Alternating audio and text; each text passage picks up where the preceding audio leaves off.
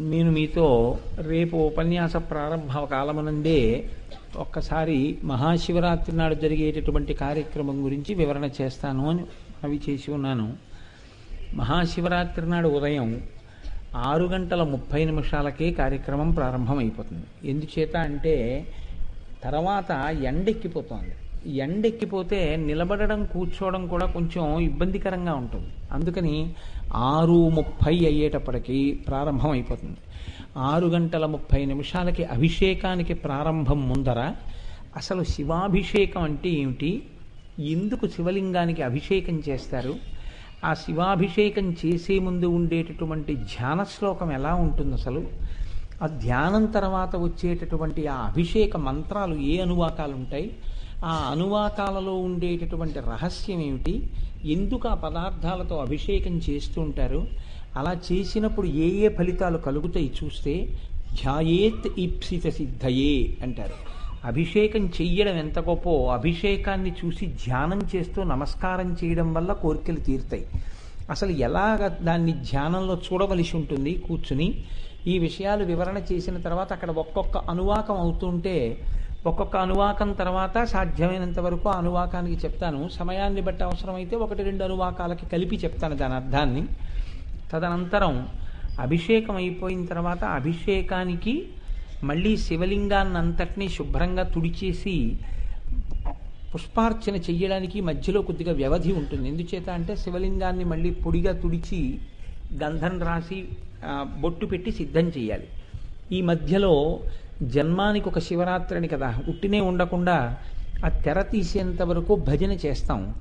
తెర తీసిన తర్వాత ఏదో పుష్పార్చన జరుగుతూ ఉండడం, అభిషేకం చేస్తూ ఉండడం, మనం ఆవలిస్తూ కూర్చోవడం కాకుండా మనమే నామాలు చెప్తాం. అక్కడ పుష్పార్చన జరుగుతుంది. అలాగే అమ్మవారికి కుంకుమార్చన జరిగేటప్పుడు లలితా సహస్రనామ స్తోత్రాన్ని మనం ఇంతకు ముందు ఎలా చదవాలో నేర్చుకోవడం కోసమని లోపల కూర్చుని ఎలా చదివామో అలాగే మనందరం ఇక్కడ లలితా సహస్రనామ స్తోత్రంగా చదివేద్దాం. ఎందుకంటే సాయంకాలం వేళలో కోటి కుంకుమార్చనకి నమఃతో నామాలు ఉంటాయి కాబట్టి అక్కడ కుంకుమార్చన జరుగుతుంది. కుంకుమార్చన అయిపోయిన తర్వాత మనం బయలుదేరుతాం. ఇందులో జరిగేటటువంటి అభిషేకం ఆచార్యముఖేణ అని సంకల్పం చేస్తాం. అంటే ఎవరెవరు ఇక్కడికి వచ్చి వైదికంగా కూర్చుని గోత్రనామాలు చెప్పుకోవడానికి అర్హతను పొందేటట్టుగా కూర్చున్నారో అటువంటి వాళ్ళందరికీ అక్కడ ఈశ్వరాభిషేకము యొక్క ఫలితము పడుతుంది. సంకల్పం ఆచార్యముఖేణ అంటే అక్కడ ఉండేటటువంటి ఋత్విక్కులు చేస్తారు, అది మా పనుపున వారు చేయుచున్నారు అని సంకల్పం చేస్తాం. అయితే ఇందులో నామం చెప్పడానికి పూజాంతర్గతంగా అలాగే లలితా సహస్రనామ స్తోత్రం చదవడానికి మాత్రం వైదికంగా వచ్చిన వాళ్ళకి మాత్రమే అర్హత ఉంటుంది. మిగిలిన వాళ్ళని బయట ఉండవలసి ఉంటుంది తప్ప లోపల కూర్చుని చెప్పడానికి కానీ చదవడానికి కానీ అనుమతింపబడరు. కారణం ఏమంటే అంత పరమ పవిత్రమైన రోజున ఆచార్యముఖేణ అంటే మీరు చెయ్యట్లేదు, మీ పనుపున ఆయన చేస్తున్నారంటే మీరే చేస్తున్నట్టు లెక్క. కాబట్టి అలా కూర్చోవాలి అంటే ఆడవారికి అయితే ఏమీ ఇబ్బంది ఉండదు. మగవారు మాత్రం పంచె కట్టుకుని ఉత్తరీయం వేసుకోవాల్సి ఉంటుంది. మాకు పంచె కట్టుకోవడం రాదండి అంటే దాంట్లో ఉన్న ఒకే ఒక్క మినహాయింపు ఏమిటి అంటే మీరు పోనీ లుంగీలా కట్టుకుని రండి, కానీ పంచె కట్టుకుంటే మంచిది. రాదంటే ఇప్పుడు అర్జెంటుగా దాన్ని ఏదో 6 గంటల్లో మీరు నేర్చేసుకోండి అనలేం కదా. అందుకని ఒక తెల్లటి లుంగీ గళ్ళ లుంగీలు అవి కట్టుకుని రాకండి. తెల్లటి లుంగీ కట్టుకుని పైన ఉత్తరీయం వేసుకుని కూర్చోవాలి. చొక్కా కానీ బనీని కానీ వేసుకోకూడదు. మీకు పూర్వం ఇచ్చినటువంటి లలితా సహస్రనామ స్తోత్రం పుస్తకాలు తెచ్చుకుంటే చక్కగా నేను చెప్తూ ఉంటాను, మీరు చెప్తురు. కానీ మహాశివరాత్రి నాడు అంత నిశ్శబ్దంగా అంత ప్రశాంతంగా చేసుకున్న పూజ ఏదో దాని వలన మనం అనుగ్రహాన్ని పొందుతాం. కాబట్టి ఉదయం వేళలో మనం చక్కగా అటువంటి పూజ చేసుకుంటాం. గోపాలకృష్ణ గారు మీకు దేవస్థానం తరపున ఒక మాట చెప్పి ఉన్నారు, దీనికి మీరెవ్వరూ ఏమీ డబ్బులు ఇవ్వక్కర్లేదు అని చెప్పారు. కానీ పురుషార్థము అని ఒక మాట ఉంటుంది. అంటే మనం ఇక్కడ కూర్చుని చేయడమే చాలా గొప్ప విషయం, తప్పని నేను అన్ను. కానీ కొంతమందికి ఒక ఆర్తి ఉండొచ్చు, మేము ఏదైనా పదార్థ సమర్పణం చేస్తామండి అని కోరిక ఉండొచ్చు. డబ్బులు వద్దన్నారు కాబట్టి డబ్బులుగా ఇవ్వకండి. మీరు ఇవ్వాలి అనుకుంటే మీరు చక్కగా తీసుకొచ్చి పంచామృతాల్లోవి పాలు తీసుకురావచ్చు, పెరుగు తీసుకురావచ్చు, నెయ్యి తీసుకురావచ్చు, పంచదార, తేనె, పళ్ళ రసాలు, పళ్ళు, పువ్వులు ఇలాంటివి ఏమైనా తీసుకురాగలిగితే తీసుకురండి. మీరు తీసుకురాకుండా వచ్చినా కూడా అభ్యంతరం ఏమి ఉండదు, కూర్చుని హాయిగా చేసుకోవచ్చు. మీరు చక్కగా అన్నింటిలోనూ పాల్గొనవచ్చు. కానీ మహాశివరాత్రి కాబట్టి నేనైతే ఏం చెప్తానంటే, పురుషార్థం కాబట్టి ఏదో ఒకటి తెచ్చి వేయడమే బాగుంటుంది. మీకు ఒక ఈశ్వరుడు అంత శక్తి లేని స్థితి ఎవరికీ లేదనే నేను అనుకుంటున్నాను. ఒకవేళ అలా ఎవరికైనా ఇబ్బంది ఉంది అని అనుకుంటే మీరు ఏమి దాని గురించి బెంగ పెట్టుకోక్కర్లేదు. ఈశ్వరుడికి నమస్కారం చేసుకుని వచ్చి కూర్చోండి, ఏం పర్వాలేదు. అన్ని వేళలా భగవంతుడు డబ్బుతోటే ముడిపెట్టుకునే ఉండడు, మనస్సు చాలు ఈశ్వరుడికి. మనం వెయ్యగలము అనుకుంటే మీరు తేగలిగింది ఏదైనా తెయండి. మీకు ఏదైనా ఇబ్బంది ఉంటే మీరు దాని గురించి ఏం బెంగ పెట్టుకోక్కర్లేరు. చక్కగా ఓ పంచె కట్టుకుని ఉత్తరీయం వేసుకుని వచ్చి కూర్చుని మీరు పూజలో పాల్గొనవచ్చు. ఏం ఇబ్బంది లేదు. మీరు తెచ్చిన వాళ్ళకి అర్హత అనేం లేదు, వైదికంగా మాత్రం ఉండాలంతే, అదొక్కటే అర్హత. ఇక రెండవ విషయం, సాయంకాలం జరిగేటటువంటి కోటి కుంకుమార్చన. కోటి కుంకుమార్చన అనగా విస్తృత స్థాయిలో జరిగే కుంకుమార్చన.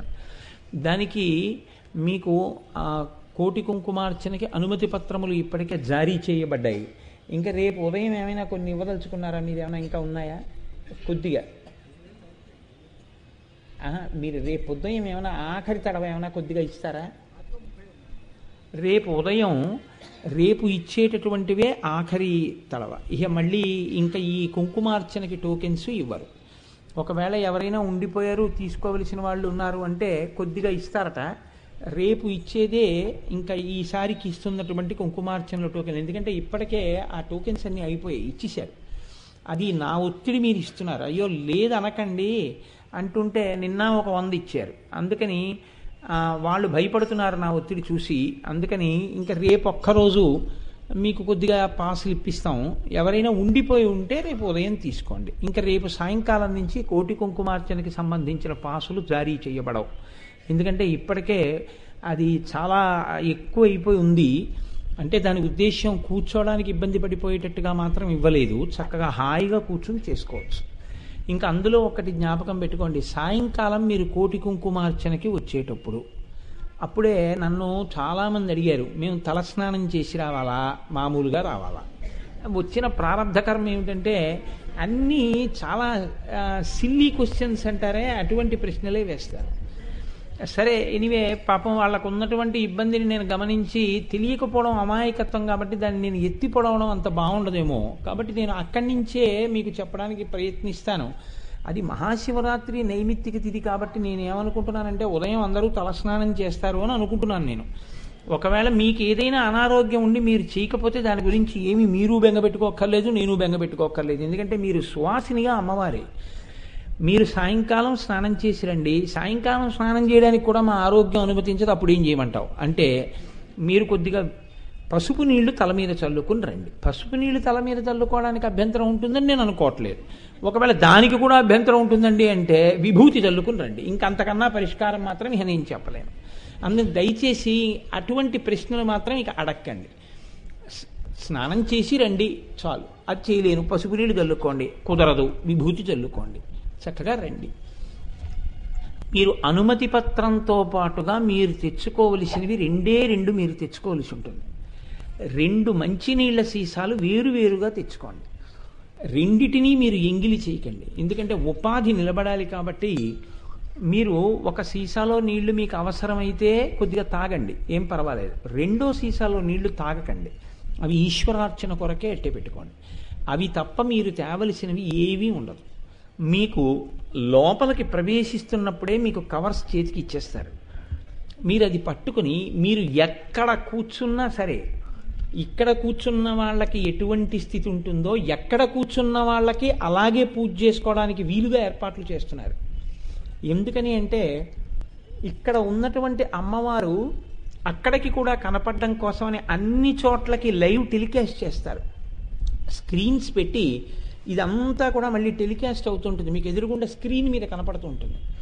అందుకని ఎక్కడ కూర్చున్నా ఒకటే, దాంట్లో ఏమి తేడా ఏమీ ఉండదు. కాబట్టి హాయిగా మీకు ఎక్కడ స్థలం నిర్దేశింపబడిందో అందులో మీరు కూడా ఏమీ ఇబ్బంది పడక్కర్లేదు. పల్లంలోకి నీరు వెళ్ళిపోయినట్టుగా కార్యకర్తలు చక్కగా మిమ్మల్ని పరమ గౌరవంగా ఆహ్వానం చెప్పి మిమ్మల్ని ఇలా కూర్చోండి అంటారు, మీరు అక్కడ కూర్చోవడం. మీకు ఇచ్చినటువంటి కవర్లలో ఒక పెద్ద పళ్ళెం ఒకటి ఉంటుంది. ఆ పళ్ళెం మీ దగ్గర పెట్టుకోండి. మీకు ఇత పూర్వం నేను చూపించినటువంటి అమ్మవారి యొక్క మూర్తిని ఇస్తారు. అది చిదగ్నికుండ సంభూత అయినటువంటి లలితాపరాభట్టారికా స్వరూపం. అమ్మవారి యొక్క అరుణారుణ కాంతులు కూడా ఉంటాయి దాని మీద. పరమశివుడు వెనకాతల తెల్లగా ఉంటాడు, తన ఎరుపు రంగుతో అమ్మవారు కప్పేసి ఉంచుతుంది. తయాహృత్వా వామం అని శంకర భగవత్పాదులు చెప్పినట్టే ఉంటుంది. మీరు జాగ్రత్తగా చూస్తే శంకరుడు కనపడుతూ ఉంటాడు. ఆవిడ పాదముల దగ్గర బాలాదేవి కూర్చుని ఉంటుంది. ఆవిడికి కుడి చేతి పక్కన రాజశ్యామలా ఉంటుంది, ఎడం చేతి పక్కన వారాహి ఉంటుంది. మీరు చేసే పూజ ఏకకాలంలో ఇంతమందికి అందిపోతుంది. మీరు చక్కగా ఆ మూర్తిని అందులో పెట్టుకుంటే మీకు 2 కుంకుమ ప్యాకెట్లు అందులో ఉంటాయి. 2 కూడా చాలా పెద్ద పెద్ద ప్యాకెట్లే ఇస్తున్నారు. అది కూడా ఎక్కడా కొన్న కుంకం కాదు.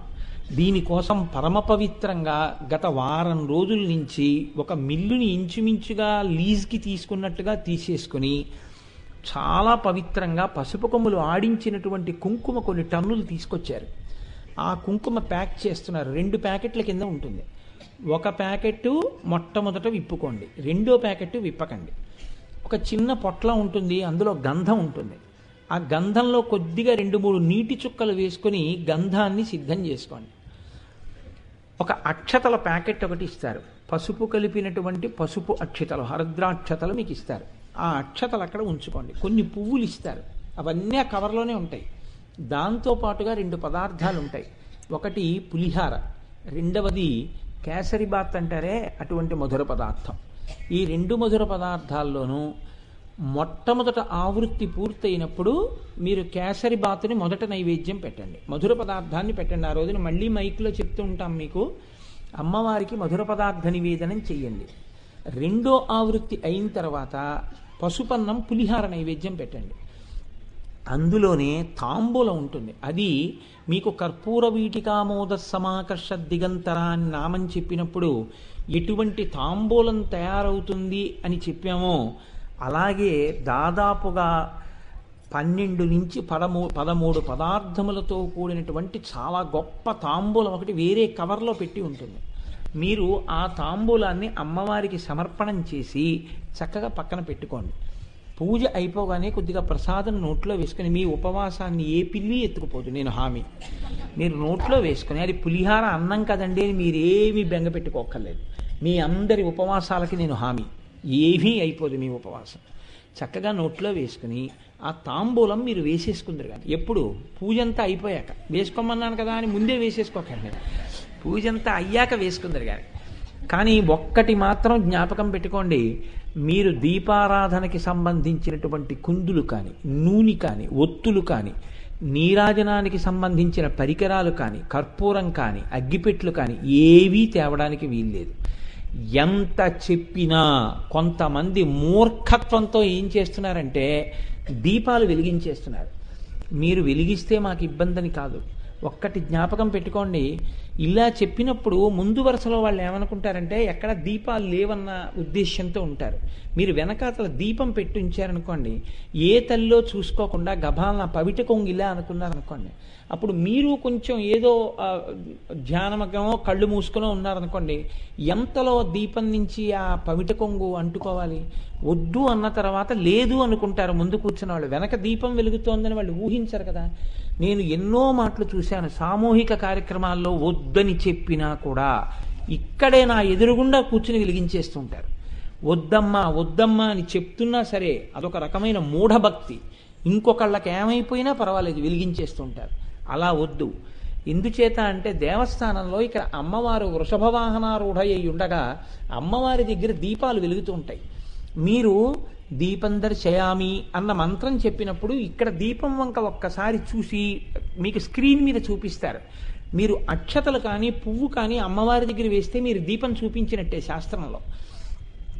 నీరాజనం కూడా మీరు వెలిగించక్కర్లేదు.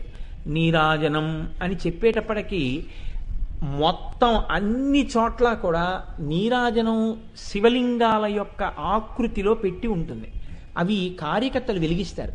వెలిగించినప్పుడు నిజంగా చీకట్లో మీ అందరూ పూజ చేస్తుంటే ఏకకాలంలో మీరు నీరాజనం అమ్మవారికి ఇవ్వడానికి 15 నుంచి 16 కర్పూర లింగాలు వెలుగుతాయి. వెలిగినప్పుడు మీరు ఆ కర్పూరలింగాల యొక్క కాంతిలో అమ్మవారికి నీరాజనం ఇస్తారు. మీరేమీ చేయక్కర్లేదు, ఆ నీరాజనం వంక చూస్తూ ఓసారి ఇలా అని అమ్మవారికి ఓ నమస్కారం చేసుకుంటే చాలు. మీరు ఆ మూర్తిని కూడా పైకెత్తక్కర్లేదు.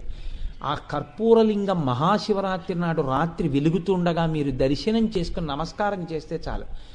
ధూపం అన్నప్పుడు కూడా మీరు ఎక్కడికి కదలక్కర్లేదు.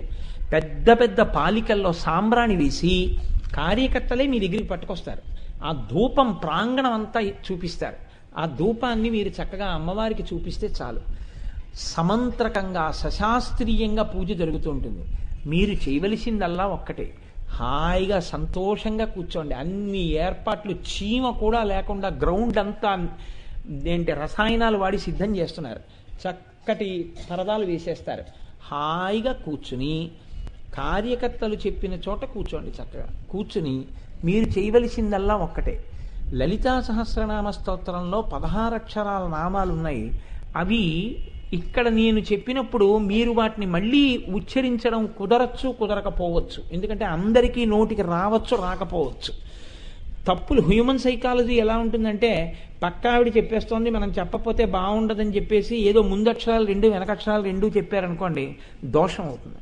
అందుకే మీకెవ్వరికీ అటువంటి ఇబ్బంది లేకుండా, అలాగని మీరు నామం చెప్పలేదు అన్న ఇబ్బంది మీకు లేకుండా ఉండడానికి ఒక చక్కటి రూపకల్పన చేశాం. నామాన్ని నేను వేరొకరెవరైనా చెప్తుంటాం. ఇక్కడ మీ అందరూ చెప్పవలసింది ఒకటే, తాటంక యుగళీభూత తపనోడుపమండలాయై నమః అన్నాను అనుకోండి. మీరు కుంకం వేసేటప్పుడు శ్రీమాత్రే నమః అంతే, శ్రీమాత్రే నమః అండం కుంకం వేయడం. మీరు నమః అన్నప్పుడు కుంకం వేయాలి, మళ్ళీ ఆగడం. మళ్ళీ నేను నామని చెప్తాను, మళ్ళీ చక్కగా కుంకం పట్టుకోవడం, శ్రీమాత్రే నమః అండం వేయడం అంతే. ఆ శ్రీమాత్రే నమః అన్నప్పుడు ప్రాంగణం అంతా వినపడుతుంటుంది ఆ నామం. ఈ నామంలో అమ్మవారు ఆ రోజున ఇక్కడ నిజంగా పరమప్రసన్న అయిపోయి తల్లి కొన్ని కోట్ల ముఖాలతో ఇక్కడ దర్శనమిస్తుంది. అమ్మవారు ఆ రోజున ప్రత్యక్షంగా పూజ స్వీకరించాలి అన్న కోరికతోటి అమ్మవారు కరచరణాదులతో కదులుతూ పూజ తీసుకోవాలి అంటే చంద్రశేఖరేంద్ర భారతీ స్వామి అంతటి మహాపురుషుడు చెప్పిన మాట ఏమిటంటే, లలితా సహస్రంతో పూజ జరుగుతున్నప్పుడు ఒక గోవుకి కూడా పూజ జరిగిపోతే మీరు చేస్తున్న పూజ అమ్మవారికి అంది తీరిపోతుందంతే. అందుకే ఇక్కడ పూజ జరుగుతుంటే ఈ పక్కనే ఒక గోవుకి కూడా పూజ జరిగిపోతుంటుంది. ఇవన్నీ మహాశివరాత్రి నాటి అసుర సంధ్య వేళలో ఏకకాలంలో జరుగుతాయి. మీరు ఏమీ తెచ్చుకోక్కర్లేదు. మళ్ళీ జ్ఞాపకం పెట్టుకోండి, మీరు ఏం తెచ్చుకోవాలి? 2 సీసాల మంచినీళ్ళు అంతే. ఇంక ఏమీ మీరు తేవక్కర్లేదు, అన్నీ మీకు ఏర్పాటు చేస్తారు. ఒకవేళ ఏదైనా శారీరకమైనటువంటి అవసరం ఏర్పడితే దానికోసమని వాడడం కోసమని యుద్ధ ప్రాతిపదిక మీద కొన్ని మరుగుదొడ్లు కూడా ఏర్పాటు చేస్తున్నారు. కార్యకర్తలకి మీకు ఏదైనా ఇబ్బంది ఉంది అని ఒకసారి చెయ్యెత్తితే వాళ్ళు మిమ్మల్ని జాగ్రత్తగా తీసుకెళ్ళి ఇబ్బంది లేకుండా చీకట్లో వెళ్ళవలసిన అవసరం లేకుండా వాళ్ళు మీకు ఎస్కార్ట్ వచ్చి మీరు ఆ అవసరం తీరిపోయిన తర్వాత మళ్ళీ వెనక్కి తీసుకెళ్ళి కూర్చోబెడతారు. బహుశా అలాంటి ఇబ్బందులు ఉండవని నేను అనుకుంటున్నాను. ఎవరికైనా ఏ రకమైన ఇబ్బంది అయినా కలిగితే మీరు చెయ్యెత్తితే వాళ్ళు వచ్చి మీకు సహాయం చేస్తారు. మీ అందరూ ఒక్కటి మాత్రం పాటించగలిగితే చాలు. ఇది ఒక్క కోటేశ్వరరావు గారి కార్యక్రమమో ఒక్క గోపాలకృష్ణ గారి కార్యక్రమమో కాదు. ఇది మనందరం తరించాలి, మీరందరూ తరించాలని ఏర్పాటు చేసిన కార్యక్రమం. ఇందులో మనందరము భాగస్వాములమే, మనందరి కార్యక్రమం.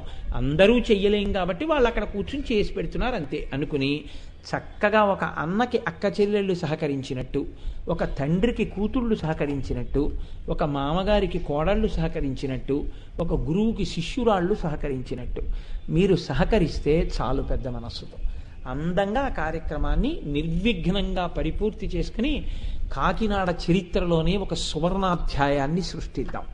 మహాశివరాత్రి నాడు రాత్రి 9:30, 10 అయ్యేటప్పటికీ కాకినాడ చరిత్రలోనే ఒక కొత్త అధ్యాయంతో ఇంకొక పుట తొడగబడుతుంది. ఎందుకంటే నాకు తెలుసున్నంత వరకు అసలు ఇటువంటి కార్యక్రమం ఇంతకుముందు ఎన్నడూ జరిగి ఉండలేదు.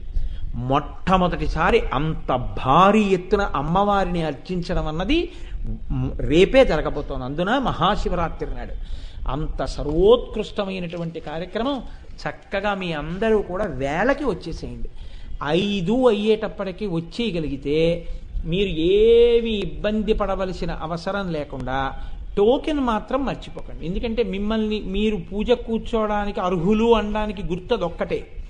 ఆ టోకెన్ పట్టుకొని మీరు వచ్చి ఇచ్చేస్తే చాలు, మీకు ప్యాకెట్ ఇచ్చేస్తారు, మీరు వెళ్ళి కూర్చుండిపోవచ్చు. ఖచ్చితంగా 6:15 అయ్యేటప్పటికీ కార్యక్రమం ప్రారంభమైపోతుంది. మీకు తెలుసు కదా, సాధ్యమైనంత వరకు కొద్ది నిమిషములే తప్ప చాలా ఆలస్యం చేయడం కార్యక్రమాన్ని అన్నదానికి నేను కొద్దిగా వైముఖ్యం, నాకు అలా ఇష్టం ఉండదు. కాబట్టి ఖచ్చితంగా కార్యక్రమం ప్రారంభమైపోతుంది. ఒకసారి కార్యక్రమం ప్రారంభం అయిపోతే మాత్రం ఇంకప్పుడు తీసుకొచ్చి కూర్చోబెట్టడం, మధ్యలో వాళ్ళు వచ్చి కూర్చోవడం, అప్పుడన్నీ పరుచుకోవడం ఇంకా మాత్రం అనుమతించరు. సమయానికి మాత్రం రావలసి ఉంటుంది. సమయం దాటిపోయిన తర్వాత మాత్రం అనుమతి పత్రం ఉన్న ప్రవేశానికి అవకాశం ఇవ్వడం కుదరదు. ఎందుకంటే మీరే ఆలోచించండి, మీరు చక్కగా ముందొచ్చి ఒబ్బిడిగా కూర్చుని చేసుకుంటుంటే అప్పుడు వచ్చేసి వెనక్కి వెళ్ళిపోయి ముందుకెళ్ళిపోయి పక్కన కూర్చుని అప్పుడు ఇవన్నీ పెట్టుకుని కంగారు పడిపోయి వాళ్ళు ఏదో చేశారు మనం వెనకాలకు ఉండిపోయామని మీద పడిపోయి కింద పడిపోయి అక్కడ పడిపోయి ఎందుకు ఇవన్నీ? ఒక్క పావు గంట ముందు రండి ఏమ్మా. అందుకని చక్కగా మనం అలా కార్యక్రమం చేసుకుందాం. నేను అనుకుంటున్నాను మీకు నేను అర్థమయ్యేట్టు చెప్పగలిగాను అనుకుంటున్నాను. ఉపన్యాసం నేను చెప్తాను తప్పకుండా. మీకు ఈ కార్యక్రమం గురించి ఏదైనా అనుమానం ఉంటే మీరు ఏమీ బెంగ పెట్టుకోక్కర్లేదు, నన్ను అడగండి. చెయ్యి ఎత్తి ఒక్కసారి నాకు ఈ అనుమానం ఉందండి అన్నవాళ్ళు, పూజలో దీని గురించి అనుమానం ఉంది అంటే మీరు ఏమీ బెంగ పెట్టుకోక్కర్లేదు, మిమ్మల్ని నేను ఏమైనా దెబ్బలాడతాననుకోక్కర్లేదు. అది ఎంత అమాయకపు ప్రశ్న అయినా సరే నేను తీర్చడానికి సిద్ధంగా ఉన్నాను. మీకు ఏమైనా అనుమానం ఉంటే చెయ్యి ఎత్తి అడగండి. ఎవరికైనా ఏమైనా అనుమానం ఉందా అమ్మా? న్యాయంగా ఒక అనుమానం మీకు ఉండాలి. మీరు చెప్పిన దాంట్లో గ్లాసుల గురించి చెప్పలేదే అని కదా. గ్లాసుల గురించి నేను ఎందుకు చెప్పలేదు అంటే మీకు 2 గ్లాసులు చెంచా కూడా ఇస్తారు. ఒకటి ఆచమన పాత్ర, దాంతో ఆచమనం చేస్తాం. రెండోది మీరు పెట్టేటటువంటి కలశ పాత్ర, దాంతోటే అమ్మవారికి నైవేద్యం పెడతారు. దాంట్లో ఉన్నటువంటి నీళ్లతోటే అభిషేకం, అంటే కొద్దిగా నీళ్లు పోస్తారు. ఆ నీళ్లే మీరు ఏంటి అమ్మవారి అర్చనకి ఉపయోగిస్తారు. కాబట్టి 2 పాత్రలు చెంచా కూడా మీకు ఇక్కడ ఇచ్చేస్తారు. అవన్నీ ప్యాకెట్లోనే ఉంటాయి. కాబట్టి మీరు ఆ గ్లాసుల గురించి కూడా బెంగ పెట్టుకోకలేదు. ఇంకేమైనా అనుమానం ఉందా అమ్మా? ఒక్క నిమిషం టైం. ఏమ్మా?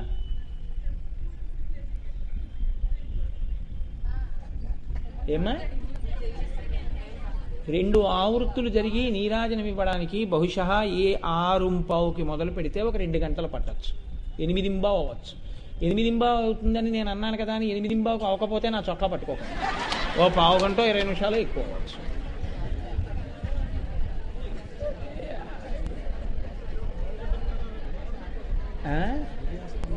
ఒక్క నిమిషం.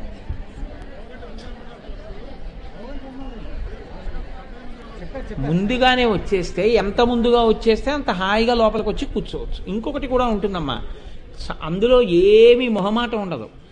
ముందు ఎవరు వచ్చారో వాళ్ళు ప్రాంగణంలో ముందు కూర్చుంటారు. కానీ ఒక్కటి మాత్రం నిజం, ముందు కూర్చున్నా ఇక్కడే కూర్చున్నా ఇంకో చోట కూర్చున్నా వాళ్ళకి ఏమీ తేడా మాత్రం ఉండదు. పూజలో ఒకటే ఉంటుంది పూజ, అందరికీ అన్నీ కనపడతాయి. అలా ఏర్పాటు చేస్తాం. కాబట్టి ఇక్కడ కూర్చున్నావా అక్కడ కూర్చున్నావా ఇక్కడ కూర్చున్నావా ఆ తేడా మీకేం ఉండదు. ఎందుకంటే ప్రొజెక్టర్స్తో స్క్రీన్ మీద చూపిస్తూ ఉంటాం. లేకపోతే అయ్యో మాకు ఇది కనపడలేదు ఇది కనపడలేదు అని మీరు ఏమీ బెంగ పెట్టుకోక్కర్లేదు. అందుకే పుస్తకాలు కానీ నామాలు కానీ కూడా మీరు చూడక్కర్లా. హాయిగా మీరు ఆ ప్రొజెక్టర్ వంక చూస్తూ, స్క్రీన్ వంక చూస్తూ, అమ్మవారి వంక చూస్తూ శ్రీమాత్రే నమః అంటూ కుంకం వేసుకుంటే చాలు. ఆ ఒక్క నామమే మీరు చెప్పవలసింది. అంత అందంగా కార్యక్రమం చేసుకుందాం. ఏం గోపాలకృష్ణ గారు? మొదటి కుంకం ప్యాకెట్ మొదటి ఆవృత్తికి చేస్తారు, రెండో కుంకం ప్యాకెట్ రెండో సహస్రం ఆవృత్తికి చేస్తారు. 2 సార్లు చేస్తాం సహస్రాలు ఏమా. అందుకని మీరు ఇది గుర్తుపెట్టుకోండి. నేను మళ్ళీ ఈ విషయాన్ని మీకు బాగా ఎరుకలోకి రావడం కోసమని వీలైతే బుధవారం నాడు సాయంకాలం మళ్ళీ మీకు ఒకసారి చెప్పే ప్రయత్నం చేస్తాను. ఈలోగా ఏమైనా మర్చిపోతే నాలాంటి వాడు మీరు మళ్ళీ గుర్తు చేయొచ్చు నాకు ఏమ్మా. అది హరి ఓం. ఇప్పుడు లలితా సహస్రనామ స్తోత్రంలో కొన్ని నామముల గురించి మాట్లాడే ప్రయత్నం చేద్దాం. నిన్నను భద్రప్రియ అన్న నామం గురించి మీకు కొంత మనవి చేశాను. అందులో నిన్నను వేళ దాటిపోతోందని నేను విడిచిపెట్టేశాను. భద్రప్రియ అన్న నామం గురించి మాట్లాడుతూ నేను ఒక విషయం చెప్పాను మీతో. భద్రప్రియ అన్నప్పుడు భద్రజాతి ఏనుగుల యందు ప్రీతి కలిగిన తల్లి అని ఒక మాట చెప్పాను. ఏనుగుల యందు ప్రీతి కలిగి ఉండుట అంటే వేరొక జంతువు యందు వైముఖ్యము కలిగి ఉండుట అని అర్థం ఉంటుందా? ఆవిడ ఆ బ్రహ్మకీట జననీ కదా, ఆవిడ అన్ని ప్రాణులకు ఆ తల్లి తల్లే కదా, మరి అటువంటి ఆవిడికి ఏనుగులంటే ప్రీతి అని ఎలా చెప్పచ్చు ఆ నామానికి? అంటే ఏనుగులంటే ప్రీతి అంటే బాహ్యంలో ఏనుగులంటే ప్రీతి అని మీరు తీసుకోకూడదు. ఏనుగులు ఎవరి ఇంటి ముందు నిలబడి తొండములు ఎత్తి ఘీంకారం చేస్తుంటాయో అటువంటి స్థితిని తన భక్తులైన వారికి కల్పించుటయందు ప్రీతి కలిగినది అని అర్థం చెప్పుకోవాల్సి ఉంటుంది మీరు. ఎందుకంటే ఐశ్వర్యానికి, ఈ లోకంలో అనుభవించేటటువంటి ఐశ్వర్యానికి ఒక హద్దు చెప్తారు. చాలా గొప్ప ఐశ్వర్యవంతుడు అని లెక్కేది అంటే గజాంతక ఐశ్వర్యము అంటారు. అంటే ఇంటి ముందు ఏనుగులు నిలబడి తొండాలెత్తి ఘీంకరిస్తూ ఉంటాయి. అటువంటి స్థితి ఉంటే అపారమైనటువంటి ఐశ్వర్యవంతుడు అని గుర్తు. ఇలాంటి స్థితి ఒకడికి కలిగింది అంటే అమ్మవారి యొక్క అనుగ్రహము ఆయనకు పరిపూర్ణముగా కలిగినది. అందుకని అంతట ఐశ్వర్యవంతుడైనాడు కాదు. దాన్ని ఇంకొకలా చెప్పవలసి వస్తే అమ్మవారు తన యొక్క అనుగ్రహ స్థానమును ఏనుగు యొక్క కుంభస్థలమునందు నిక్షేపించింది. అందుకే మనకి లోకంలో 5 లక్ష్మీ స్థానాలు. నేను తరచూ చెప్తుంటాను. మొట్టమొదటిది పద్మం, తామర పువ్వు. రెండవది మారేడు దళం. అందుకే మారేడు దళం శివలింగం మీద పడినప్పుడు ఈనెలు తగిలేటట్టుగా పడితే ఐశ్వర్యం, బోర్లా పడితే జ్ఞానం. కాబట్టి మారేడు దళం లక్ష్మీస్థానం, పద్మం లక్ష్మీస్థానం, సువాసిని అంటే సౌభాగ్యం కలిగినటువంటి ఆడదాని యొక్క పాపట ప్రారంభమయ్యేటటువంటి స్థానమునందు పెట్టుకున్నటువంటి బొట్టు, అది ఒక ఐశ్వర్య స్థానం. అందుకే భార్య తప్పకుండా ఇక్కడ బొట్టు పెట్టుకుని ఉండాలి. కాబట్టి అది ఒక ఐశ్వర్య స్థానం. 4వది ఏనుగు యొక్క కుంభస్థలం. 5వది ఆవు యొక్క వెనక తట్టు, పృష్ఠభాగం. ఈ 5 లక్ష్మీ స్థానాలు. అసలు యథార్థంగా మాట్లాడాలి అంటే 6వ స్థానం లేదు. ఈ 5 లక్ష్మీ స్థానాలు. ఈ 5 లక్ష్మీ స్థానాలు కాబట్టి అందులో ఒకటి ఏనుగు యొక్క కుంభస్థలమై ఉన్నది. కాబట్టి అమ్మవారు ఏనుగు యొక్క కుంభస్థలమునందు తాను కూర్చుని ఉండి లక్ష్మీ కటాక్షమును భక్తులైన వారికి ఇచ్చుటయందు ప్రీతిని వ్యక్తము చేసేటటువంటి స్వరూపమై ఉన్నది. కాబట్టి భద్రప్రియ అన్న నామాన్ని మీరు అలా మీకు పనికొచ్చేటట్టుగా అన్వయం చేసుకుంటే అందులో ఏమీ దోషం ఉండదు. 2, ఏనుగు వాహనం అవుతుంది. జంతువులు అనేక ఉన్నాయి లోకంలో. అనేకమైనటువంటి జంతువులు ఉన్నప్పటికీ అన్ని జంతువుల్ని వాహనంగా స్వీకరించాం. కొన్ని జంతువుల్ని మాత్రమే వాహనంగా స్వీకరిస్తారు. ఉదాహరణకి సింహవాహనం ఉంది, అలాగే గజవాహనం ఉంది. గజవాహనం సింహవాహనం ఉంది కదా అని చెప్పి సర్పవాహనం లేదు లోకంలో. సర్పవాహనం పెట్టరెక్కడ. అలాగే లేకపోతే అమ్మవారికి ఏనుగు వాహనం ఉంది కదా అని చెప్పి చిరుతపులి వాహనం ఎక్కడ పెట్టరు లోకంలో. ఇవి పెట్టారు కదా అని ఇంకో జంతువుని తీసుకొచ్చి వాహనం అని చెప్పి పెట్టేరు. వాహనాలుగా కొన్నిటినే పెడతారు. అలా పెట్టడం వెనకాతల కొన్ని రహస్యాలు ఉంటాయి, అందుకే పెడతారు. మీకు నేను ఒక ఉదాహరణ చెప్పాలి అంటే ఏనుగుని వాహనంగా పెడతారు. అది ఎవరికి పెడతారు అంటే అమ్మవారికి పెడతారు, అయ్యవారికి పెడతారు. గజవాహనం ఎక్కి పెడతారు. అసలు ఇంకా మాట్లాడితే ఈయన చాలా గొప్పవాడు అని అనిపించింది అనుకోండి, ఈయన మహాపండితుడండి, లోకానికి మహోపకారం చేసినవాడు అంటే ఆయనకి చేసేటటువంటి గొప్ప సన్మానం ఏది అంటే గజారోహణం చేయిస్తారు. ఏనుగు మీద కూర్చోపెట్టి ఆ నగరము యొక్క వీధులలో ఊరిరిగింపు చేస్తారు. పట్టపగలే కాగడాలు పట్టుకుని ఆ ఏనుగు మీద కూర్చోబెట్టి తీసుకెడతారు. దాన్ని గజారోహణము అంటారు. అల్లసాని పెద్దనాదులు మొదలైన వాళ్ళు ఏడిచారు కూడా. అయ్యో మాకు గజారోహణం చేయించిన రాయలవారు లేరే అని ఏడిచాడు ఆయన. కాబట్టి ఎదురైన చోతన మదకరీంద్రము డిగ్గి కేలూతనొసగి ఎక్కించుకొనియే అంటాడు. ఏనుగు మీద వెళ్ళిపోతుంటే రాయలవారు అల్లసాని పెద్దనగారు కనపడితే హఠాత్తుగా ఏనుగుని ఆపి రండి పెద్దనగారు అని చెప్పేసి చెయ్యిచ్చి ఏనుగు మీదకి ఎక్కించుకుని అంబారీలో కూర్చోబెట్టుకుని తీసుకెడుతుండేవట రాయలవారు. ఎదురైన చోతన మదకరీంద్రము డిగ్గి కేలూతనొసగి ఎక్కించుకొనియే మనుచరిత్రం బందుకొను వేళ పురమేగ పల్లకి తనకేల పట్టి ఎత్తే బిరుదైన కవిగండ పెండేరమున కీవితగునని తానే పాదమున తొడగే గోకట గ్రామాధ్య నేకాగ్రహారములడిగిన సీమలు అందునిచ్చే ఆంధ్ర కవితా పితామహ అల్లసాని పెద్దనామాత్య అని నన్ను పిలుచునట్టి కృష్ణరాయలతోడదివి కేగలేక బ్రతికియున్నాడ జీవచ్ఛవంబునగుచు అని చెప్పుకున్నాడు ఆయన. అందుకని నాకు గండపెండేరం వేసేటప్పుడు నా కాల ఆయనే పట్టుకున్నాడు రాయలు. నాకు బిరుదిచ్చేటప్పుడు ఆంధ్ర కవితా పితామహ అని నన్ను పిలిచేటప్పుడు నా పల్లకి తన భుజం మీద మోశాడు. గోకట గ్రామాధ్యనేకాగ్రహారములడిగిన సీమలు అందునిచ్చి నేను కోరుకున్నటువంటి అగ్రహారాలు ఊళ్ళు నాకు రాసిచ్చాడు.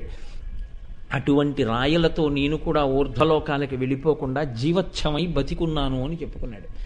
అంత ప్రీతి కలిగినవాడు కాబట్టే అంత మనుచరిత్ర చేస్తే మొట్టమొదటి పద్యంలోనే శ్రీవక్షోజకురంగనాభమెదపై జన్నొంద లంబోదరాదేవిన్ తత్కమలా సమీపమున ప్రీతిని నిలిపినాడో యనంగా వందారుస నందనాది నిజభక్త శ్రేణికింతూచురా జీవక్షుండు కృతార్థు చేయు శుభదృష్టిన్ కృష్ణరాయాధిపున్నంటూ అలా ఆ స్వామివారి యొక్క అనుగ్రహం కృష్ణదేవరాయల వారికి కలుగుగాక అని మొట్టమొదటి పద్యంలోనే ప్రభువుని కీర్తిస్తూ పద్యం చేశారు ఆయన మనుచరిత్రలో. సరే, ఇవన్నీ నేను ఎందుకు చెప్పవలసి వచ్చింది అంటే, ఒక ఏనుగు మీద ఎక్కడము అంటే గజారోహణం. అది ఒక ప్రాజ్ఞుడికి, ఒక పండితుడికి చేసేటటువంటి గొప్ప పురస్కారం.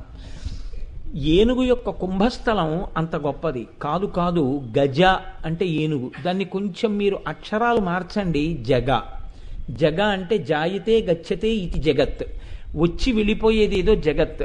వచ్చి వెళ్ళిపోయే దాంట్లో మనిషి కూడా అంతర్భాగమే. వచ్చి వెళ్ళిపోవడం తప్ప తనంత తానుగా ఏ కర్మ చెయ్యడానికి, బుద్ధితో మంచి గతులను పొందడానికి కావలసినటువంటి కర్మ చెయ్యగలిగిన అధికారము లేనటువంటి ప్రాణులు మిగిలినవన్నీ. పుణ్యకార్యాచరణము చెయ్యడానికి యోగ్యమైనటువంటి ఉపాధితో ఉన్నవాడు మనుష్యుడు ఒక్కడే. ఇటువంటి మనుష్యుడు మనుష్య ఉపాధిని పొంది కూడా భగవదార్చన చెయ్యలేకపోతున్నాడు. సంసారమునందు కూరుకుపోయి ఉన్నాడు. సంసారమునందు కూరుకుపోయి ఉండి ఈశ్వరుడు ఉన్నాడని తెలుసున్నా ఆ ఈశ్వరుడు యొక్క అనుగ్రహాన్ని అపేక్షించి ఆయన యొక్క సేవ చెయ్యలేకపోతున్నానన్న పరితాపమును పొందితే, అలా నిన్ను ఎవరడ్డగిస్తున్నారా అంటే నా ఇంద్రియాలే నన్ను బాధ పెడుతున్నాయి, నా మనస్సే నన్ను బాధ పెడుతోంది, నేను ఈశ్వరుడి వైపుకు వెళ్ళలేకపోతున్నాను అనుకుంటే, ఉత్తర క్షణంలో ఈ బాధ నువ్వు అమ్మవారికి చెప్తే నిన్ను రక్షించి ఆవిడే నీ ఇంద్రియములను తన వైపుకి తిప్పుకుని నిన్ను తీసుకెళ్లి తన పాదముల దగ్గర కూర్చోపెట్టుకోవడానికి ఆ తల్లి తన అనుగ్రహాన్ని వినియోగిస్తుంది. అంటే నువ్వు గెలవలేని వాటిని ఆవిడ గెలిపించి తన వైపుకి తిప్పుకుంటుంది. ఎప్పుడు? నువ్వు శరణాగతి చేస్తే. అమ్మా, నేను ఈ ఇంద్రియముల యొక్క ఉద్ధతి తట్టుకోలేకపోతున్నానమ్మా, నా మనసు నా మాట వింటలేదమ్మా, అమ్మా ఎలా అయినా నీ పాదపద్మముల యందు భక్తి కలిగేటట్టుగా చూడు తల్లి అని మీరు నిజాయితీతో చెప్పుకుంటే ఏకకాలమునందు రెండు జరుగుతాయి. ఒకటి, మీ యొక్క బలహీనత అంటే మీరు ఏది సాధించుకోలేకపోతున్నారు అన్నది ఆవిష్కృతమవుతుంది. ఇది కన్న తండ్రి ఉపకారం చేయలేడు, కన్న తల్లి చెయ్యలేదు, గురువు కూడా ఇంద్రియములు మీ మాట విననప్పుడు బోధ చెయ్యగలడు, కానీ ఆ ఇంద్రియములు నిలబడేటట్టు గురువుగారు కూడా చేయలేరు. కానీ ఒక్క అమ్మవారు మాత్రం మీరు నిజాయితీతో శరణాగతి చేస్తే మీ మనస్సుని, మీ ఇంద్రియాల్ని ఆవిడే భగవంతుడి వైపుకి మరలేటట్టుగా చేస్తుంది. కాబట్టి ఆమె శక్తి ఆవిష్కృతమవుతుంది. మీ యొక్క బలహీనత నిజాయితీతో చెప్పబడుతుంది. ఈ రెండు ఎక్కడ కలుస్తాయో దాన్ని శరణాగతి అంటారు. శాస్త్రం మొత్తం మీద ఈ శరణాగతికి ఎవరిని సంకేతంగా చెప్తారంటే ఏనుగుని చెప్తారు. అందుకే గజేంద్ర మోక్షం అంతా శరణాగతి. ఏనుగు తనని తాను రక్షించుకోలేనప్పుడు శరణాగతి చేసింది. శరణాగతి చేస్తే నియమం పెట్టినా సరే శ్రీ మహావిష్ణువు వచ్చి రక్షణ చేశారు. ఏనుగు చేసింది ఏమీ లేదన్నాళ్ళు. ఇన్నాళ్ళు నేనేం చేయలేదు, ఇప్పుడు మాత్రం నువ్వు ఉన్నావని నమ్ముతున్నాను, నువ్వు వచ్చి రక్షించాలి. ఇప్పుడు నాకున్న యోగ్యత ఏమిటో తెలుసా? ఏమీ లేకపోవడమే అని చెప్పింది. లావొక్కింతయు లేదు ధైర్యము విలోలంబయ్యే ప్రాణంబులా ఠావుల్ తప్పెను మూర్ఛ వచ్చే తనువుండస్యన్ శ్రమంబయ్యడిన్. నాకున్నదేమిటి? నీవే తప్ప ఇతప్పరం బెరుగ మన్నింపందగున్ దీనునిన్ రావే ఈశ్వర కావవే వరద సంరక్షింపు భద్రాత్మక అన్నాడు. తనకున్నటువంటి బలహీనతలన్నీ చెప్పాడు. నేను చచ్చిపోతున్నాను, నా యొక్క ఊపిరి ఆగిపోతోంది, ఇంద్రియములు డస్సిపోయాయి, నాకేం వినపట్టలేదు, చాలా బలహీనంగా ఉంది, మాట కూడా ఇంక రావట్లేదు, కానీ ఇలాంటి స్థితిలో మాత్రం ఒకటి అనుకుంటున్నాను, నువ్వు ఉన్నావు.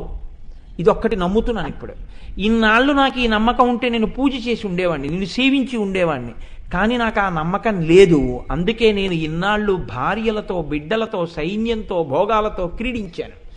ఇప్పుడు నిజాయితీగా నమ్ముతున్నాను, నువ్వు ఉన్నావు అని నమ్ముతున్నాను. కాబట్టి నమ్మాను, కాబట్టి నువ్వే రక్షించాలన్నాడు. నువ్వే. ఎందుకని? ఇన్నాళ్ళు ఎవరు రక్షిస్తారనుకున్నాడో వాళ్ళందరూ వెళ్ళిపోయారు ఇంటికి. కాబట్టి నువ్వే రక్షిస్తావు అన్నాడు. ఈ మాట అనగానే ఆయన ఎన్ని నియమాలు పెట్టాడో అన్ని నియమాలని నిజం చేస్తూ వచ్చి గజేంద్రుడిని రక్షించాడు. కాబట్టి శరణాగతి ఫలించడం అనేటటువంటి రహస్యాల్ని లోకానికి వెల్లడి చేసింది ఎవరు అంటే జగత్తుకి ప్రతినిధిగా గజ, ఏనుగు వెల్లడి చేసింది. కాబట్టి ఆ ఏనుగంటే అమ్మవారికి ప్రీతి. అమ్మవారికి ప్రీతి అంటే అర్థం ఏమిటి? అమ్మవారికి శరణాగతి యందు ప్రీతి. ఇప్పుడు మీరు రెండు విషయాలను అర్థం చేసుకోవాలి. ఒకటి, జ్ఞానము కలిగి భక్తి కలిగి భక్తితో కూడిన కర్మాచరణ చేస్తున్నటువంటి బిడ్డలన్నా ఆవిడికి ఇష్టమే.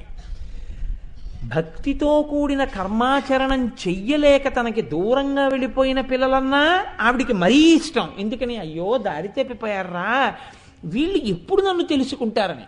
అయితే అమ్మ నువ్వే రక్షించగా, అలా రక్షించడం కుదరదు, నీకు బుద్ధినిచ్చారుగా, అందుకని నువ్వు ఒక్క మాట, అమ్మ నన్ను నేను రక్షించుకుని నా అంత నేనుగా రాలేకపోతున్నాను, అమ్మ నన్ను నీ పాదాల దగ్గరికి రప్పించుకోమ్మా అని నువ్వు నిజాయితీగా అడిగితే, నువ్వు ఎందుకు చేరలేకపోతున్నావో, నీ బలహీనతలేమిటో నువ్వు అమ్మవారికి చెప్తే, ఆ బలహీనతల్ని అమ్మవారు తీసేసి నిన్ను గొప్పవాడిగా చేసి తన పాదముల దగ్గరికి తెచ్చుకుంటుంది. ఇది గజేంద్రమోక్షణము అనేటటువంటి విషయం ద్వారా అమ్మవారు లోకానికి వెల్లడి చేసి ఉంది. కాబట్టి ఏనుగులంటే ఆవిడికి ప్రీతి అంటే శరణాగతి చేత. నువ్వు ఇన్నాళ్ళు ఎటువంటి వాడివైనా ఇప్పుడు ఒక్కసారి నేను నీవాడనంటే మాత్రం ఆవిడ పొంగిపోతుంది. అదే కదండి రామాయణం అంతా. లలితకి రాముడికి తేడా ఏముంటుందండి? ఇద్దరు ఒకటే.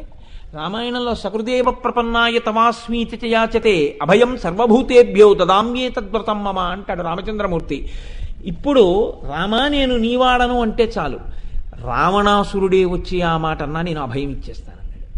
ఎవడన్నాడు నాకు అనవసరం. అలా అన్నాడో మనిషి కాడు, పిపీలికాది పర్యంతంలో అలా ఎవడైనా అంటే వాడిని నేను రక్షించేస్తానయ్యా, అది నా ధర్మం అన్నాడు. ఈశ్వరుడిగా నాది తప్పు తండ్రి, నాళ్ళు తప్పులే అయ్యాయి, నన్ను మన్నించు అని మీరు అనగలిగితే రక్షించడానికి ఈశ్వరుడు సిద్ధంగా ఉంటాడు. ఇది చెప్పడమే ఏనుగుని వాహనంగా చేసుకుని అమ్మవారు కూర్చోడం. గజవాహనం మీద అమ్మవారు కూర్చుంది అంటే మీ శరణాగతి విని మిమ్మల్ని దగ్గరికి చేర్చుకుంటుంది. లోకంలో ఎప్పుడైనా మీరు ఎవరికైనా చేరికవ్వాలి అంటే మీరు మీ బలాన్నే చెప్పవలసి ఉంటుంది. నేను ఒక ఉద్యోగానికి దరఖాస్తు పెట్టుకున్నాను అనుకోండి, నేను నా బలం చెప్పవలసి ఉంటుంది. నేను ఏదో ఫలానా డిగ్రీ పాస్ అయ్యాను, ఫలానా పోస్ట్ గ్రాడ్యుయేట్ క్వాలిఫికేషన్ పాస్ అయ్యాను, ఇంతకుముందు ఫలానా సంస్థలో పనిచేసి ఉన్నాను, నాకు అదొచ్చు ఇదొచ్చు, ఇవన్నీ మీరు చెప్పాలి. నాకు ఇంతే వయస్సే ఉంది కాబట్టి నాకు ఇంకా బలంగా ఉన్నాను. ఆఖరికి ఇచ్చే ముందు అపనమ్మకంతో డాక్టర్ గారి దగ్గరికి వెళ్ళి నువ్వు బాగానే ఉన్నావని సర్టిఫికేట్ పట్టరా అంటే సర్టిఫికేట్ పట్టరావాలి. మాకు అనుమానం నువ్వు అవి ఇవి పగలగొట్టేస్తావని ఒక 5,000 రూపాయలు కాషన్ డిపాజిట్ కట్టంటే కట్టాలి. మీరు ఎన్ని బలాలున్నాయని చెప్పినా వాళ్ళు ఎంత అపనమ్మకంలో పడ్డా అన్నిటినీ మీరు వాళ్ళకి ఒప్పించాలి. నువ్వు తీరా ఉద్యోగం ఇచ్చిన తర్వాత ఇంకోటి మంచిది వచ్చిందని వెళ్ళిపోతావేమో, ఏడాది పాటు వెళ్ళదని రాసి అంటే రాసి ఇవ్వాలి. మీరు ఇన్ని చేస్తే వాళ్ళు నమ్ముతారు. నమ్మరు, నమ్మినట్టుగా పెట్టుకుంటారు. మీ మీద ఒకడిని, ఆ మీద వాడి మీద ఇంకోడిని పెట్టి చూస్తూనే ఉంటారు. ఈ అపనమ్మకం నుంచి మీరు బయటపడేటప్పటికీ మీకు 60 ఏళ్ళు అయిపోతాయి. భగవద్గీత కూడా చేతిలో పెట్టట్లేదు, ఇప్పుడు ఇంటికి వెళ్ళిపోమంటారు. అమ్మవారి గొప్పతనం ఏమిటో తెలుసా అండి? బలం చెప్పమని ఆవిడ అందు. నీకేదన్నా బలం ఉంటే అది నేనిచ్చింది. బలయుతులకు దుర్బలులకు బలమెవ్వరు, నీకు నాకు బ్రహ్మాదులకు బలమెవ్వరు, ప్రాణులకును బలమెవ్వడు, వాడు నాకు రక్ష నృపేంద్ర అంటాడు కదా. కాబట్టి బలాలన్నింటికీ బలం ఆవిడే, ఆ తల్లే ఆదిశక్తి. కాబట్టి నాన్న నువ్వు బలం కాదురా, నీ బలహీనతలు చెప్పు. అమ్మా నేను చాలా తప్పులు చేస్తున్నానమ్మా, అమ్మా నా తప్పులు లెక్క పెట్టడం, నా తప్పులు చెప్పడం కుదరదు. నీ గుణములు రాయిచ్చేమో కానీ నా బలహీనతలు నా గుణములు చెప్పడం కుదరదు. ఇన్ని చెప్పను నా బలహీనతలు, ఇన్ని చెప్పను నా తప్పులు. కాబట్టి అమ్మా ఒక్క మాట చెప్పేస్తాను. ఎంత గడుసుతనంగా మాట్లాడతామో తెలుసా అండి మనం. మన తప్పు కూడా అమ్మవారి దగ్గరికి వెళ్ళి చెప్పాం. ఏమని చెప్తామంటే అజ్ఞానినామయా దోషాన్ అశేషాన్ విహితాన్ హరేహే. అశేషాన్ ఇన్ని అన్నీ అని ఏం చెప్తాం? చాలా ఉన్నాయి. మరి ఎందుకు చేసావు అవన్నీ తప్పులని? అజ్ఞానినామయ, అజ్ఞానంతో చేశానమ్మా. అజ్ఞానినామయా దోషాన శేషాన్ విహితాన్ హరేహే. అయితే ఏం చేయమంటావు? క్షమస్వత్వం క్షమస్వత్వం శేషశైల శిఖామణి. క్షమించే. ఈ మాట అంటే చాలా ఆవిడ పొంగిపోయి క్షమించేస్తుంది. అలాగే శరణం తరుణీందుశేఖర శరణం మీ గిరిరాజ కన్యక శరణం పునరేవతావుభౌ శరణం నాణ్యదుపైమి దైవతం. అమ్మా శరణు నువ్వు తప్ప నాకెవరున్నారు? అందుకే ఈ శరణాగతి సనాతన ధర్మమునందు మీకు ఎక్కడ చూసినా కనపడుతుంది. శరణు సురేంద్ర సన్నుత శరణు శ్రీ సతి వల్లభ అంటారు మహానుభావుడు అన్నమాచార్యుల వారు. పురంధరదాస్ గారు కూడా అటువంటి కీర్తనే చేశారు. శరణాగతితో కీర్తన చెయ్యనటువంటి వాళ్ళు ఉండరు. శరణాగతియే అన్ని చోట్ల కనపడుతూ ఉంటుంది. శరణాగతి మార్గంలో నిజాయితీగా మీరు అమ్మవారితో మాట్లాడితే ఎక్కడికి వెడతారో, నయితి మార్గంలో వెళ్ళిన వాళ్ళు కూడా అక్కడికే వెడతారు. ఇద్దరూ అక్కడికే వెళ్ళి నిలబడతారు. కాబట్టి దీనికి సూచన ఏనుగు. కాబట్టి అమ్మవారికి భద్రగజములంటే ప్రీతి అంటే ఏనుగులనగా ప్రీతి అంటే శరణాగతి. నువ్వు తప్పులు చేసినా నిజాయితీగా చెప్తే క్షమించడంలో ప్రీతి. లేకపోతే ఇంక నేను ఉండిందుకురా క్షమించకపోతే, కాబట్టి నేను క్షమిస్తాను. బుద్ధి కలిగిన వాడివి కాబట్టి నిజాయితీతో నా దగ్గర చెప్పుకో. అది అమ్మవారి యొక్క లక్షణం. కాబట్టి అమ్మవారి యొక్క గుణమును ఆవిష్కరిస్తుంటాయి ఆ నామాలు. కాబట్టి ఆ తల్లి భద్రప్రియ కాదుట. భద్రప్రియ అన్న మాటకు అర్థం ఏమిటంటే భద్రం అంటే మంగళం.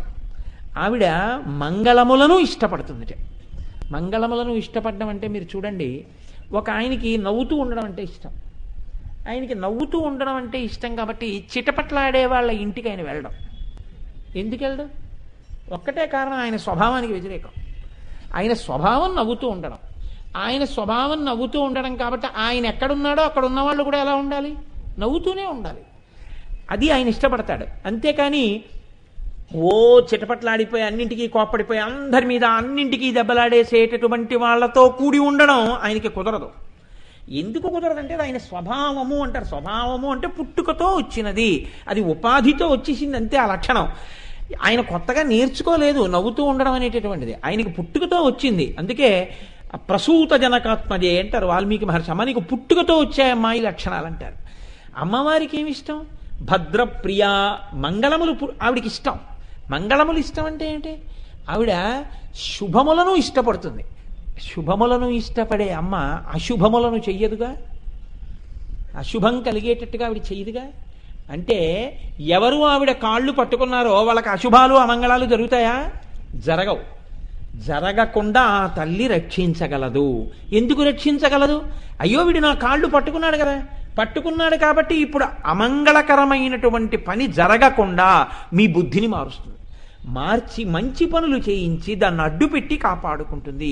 ఇందులో చాలా చమత్కారం ఉంటుందండి. ఎంత చమత్కారం ఉంటుందంటే మీరు చూడండి, తండ్రికి దూరదృష్టితో ఒక విషయం తెలుసు. కొడుకు ఒక బలహీనతకి లోనవుతున్నాడు అనుకోండి, సాయంకాలం అయ్యేటప్పటికీ వాడికి ఆటల రంధి అలవాటైపోయింది. వాడు చదవడం. మీరు కూర్చోబెట్టారనుకోండి చదవమని, వాడు ఏడుస్తున్నాడు. తండ్రి ఏం చేస్తారంటే 1 రోజు 2 రోజులు కూర్చోపెట్టే ప్రయత్నం చేసి వీడికి చదువు మీద దృష్టి ఉండట్లేదు అని కనిపెట్టాడు అనుకోండి, తెలివైన తండ్రి ఏం చేస్తాడంటే వీణ్ణొక్కడే శిక్షణ చేసే ప్రయత్నం చేయడు. వీడు ఎవరితో కలిసి ఆడుతున్నాడో ఆ పిల్లలందరినీ కూడా పిలిచి వాళ్ళందరికీ కూడా బాగా తలకెక్కేటట్టుగా చెప్పి, నాన్న మీ అందరూ చదువుకుని వృద్ధిలోకి వద్దురు కానీ మీ అందరికీ కలిపి మీ నాన్నగారితో నేను మాట్లాడతాను, ఈ ఆదివారం మీ ఇంటికి వచ్చి నేను కలుస్తాను, మీ అందరికీ కూడా 6 వికెట్లు 2 బ్యాట్లు గ్లోవ్స్ నేను కొంటాను, మిగిలినవి మీ నాన్నగారితో కొనిపిస్తాను. మిమ్మల్ని ఈ పరీక్షలు అయిపోయిన దగ్గర నుంచి నెలలో ప్రతి శనివారం ఆదివారం గ్రౌండ్కి తీసుకెళ్ళి 2 గంటల క్రికెట్ ఆడించి తీసుకొస్తాం. మీ అందరు ఏం చేస్తారంటే ఇక్కడ కూర్చుని చదువుకోండి, మా ఇంట్లో చదువుకుంటూ ఉండండి. మీకు మా అమ్మాయి లెక్కలు బాగా చెప్తుంది, మీకు ఎవరికి అనుమానం వచ్చినా మా అమ్మాయిని అడగండి అంట. ఇప్పుడు పిల్లలందరూ కలిసి చదువుకోవడం మొదలెడతారు. ఈ పిల్లాడికి ఇంకా ఆటల మీదకి దృష్టి వెళ్ళిపోదు. ఎందుకంటే వాళ్ళు ఆడుకుంటున్నారని కదా వీడి బాధ. వాళ్ళు వచ్చి చదువుకుంటున్నారు. తండ్రి మీద నమ్మకం వస్తుంది, తండ్రి మాట మీద గౌరవం వస్తుంది. ఆ పిల్లలు చదువుకుంటున్నారు, వీడు చదువుకుంటాడు. స్పర్ధయా వర్ధతే విద్య. అక్క దగ్గర లెక్కలు చెప్పించుకోవడం వస్తుంది, వాడు చెప్పించుకుంటున్నాడు, నేను చెప్పించుకోవాలనుకుంటాడు. అందరూ కలిసి చదువుకుంటారు, కలిసి ఆడుకుంటారు. ఎప్పుడు ఏది చెయ్యాలో నేర్పేస్తాడు తండ్రి. ఎప్పుడు ఏది చెయ్యాలో నేర్పితే ఎప్పుడు ఏది చెయ్యకూడదో నేర్పినట్టే కదండి. భూమి మీద అన్ని ప్రాణుల కన్నా తక్కువ ఎత్తు ఎగరగలిగిన ప్రాణి ఏది అంటే ఏనుగు ఒకటే. ఏనుగు ఎగరలేదు. ఎందుకు ఎగరలేదు? దాని ఒంటి బరువే కారణం. మనం ఊర్ధముఖ చలనం చేయలేము, భగవంతుడి వైపుకు అడుగు వేయలేకపోతున్నాం. ఎందుకని? మన సంసారమే మనకి బరువు. ఇప్పుడు అమ్మవారు ఆ సంసారములోనే ఉంచి ఈశ్వరుడి వైపుకి ఎలా వెళ్ళొచ్చో నేర్పుతుంది. నిషిద్ధ కర్మలను ఆప్చేస్తుంది, విహిత కర్మాచరణాన్ని పెంచుతుంది. అంతే. మీరు ఈశ్వరుడి వైపుకే తెలియకుండా మీ ప్రయాణం అయిపోతుంది. నాకు చూడండి, మీరు గమనించుంటారు, ఏ ఆటో బస్సు ఏం ఉండమనుకోండి, ఉండకపోతే తండ్రి ఒక చమత్కారం చేస్తాడు. కొంచెం 1 కిలోమీటర్ దూరం నడవాలనుకోండి, కొడుకుని ఒరే ఇక్కడి నుంచి మనం 1 కిలోమీటర్ నడవాలరా అంటే వాడు నడవడం. నాన్నగారిని వద్దండి నడవలేమండి అంటాడు. అందుకని తండ్రి ఏమంటాడంటే, ఒరే మనం వెళ్ళవలసిన ఇల్లు అక్కడే ఉంది, మనం రిక్షాలో వెళ్దామంటే ఎక్కడండి అంటాడు. అలా చెట్టు కనపడుతుంది కదా అక్కడ. అయితే ఆ పాటి దానికి ఎందుకంటే వెళ్ళిపోతాను నాన్నగారండి అంటాడు. తండ్రి అప్పుడే చాలా ఆసక్తికరమైన విషయాన్ని చర్చలోకి పెట్టి వెళ్ళిపోయాక వాడికి కాసేపటికి గుర్తొస్తుంది. నాన్నగారండి చెట్టు అన్నారు, చాలా దూరం వెళ్ళిపోయింది కదండి అని. చెట్టు అంటే ఇదే, అదిగోరా చెట్టు అంటే వాడికి అనుమానం వస్తుంది. నాన్నగారైనా ఏమరుస్తున్నా, అక్కడేనా అంటే ఏమిట్రా అనుమానం, అక్కడే ఆ చెట్టు దాటగానే సందు, పక్కనే ఇల్లు అంటే మళ్ళీ నడుస్తాడు.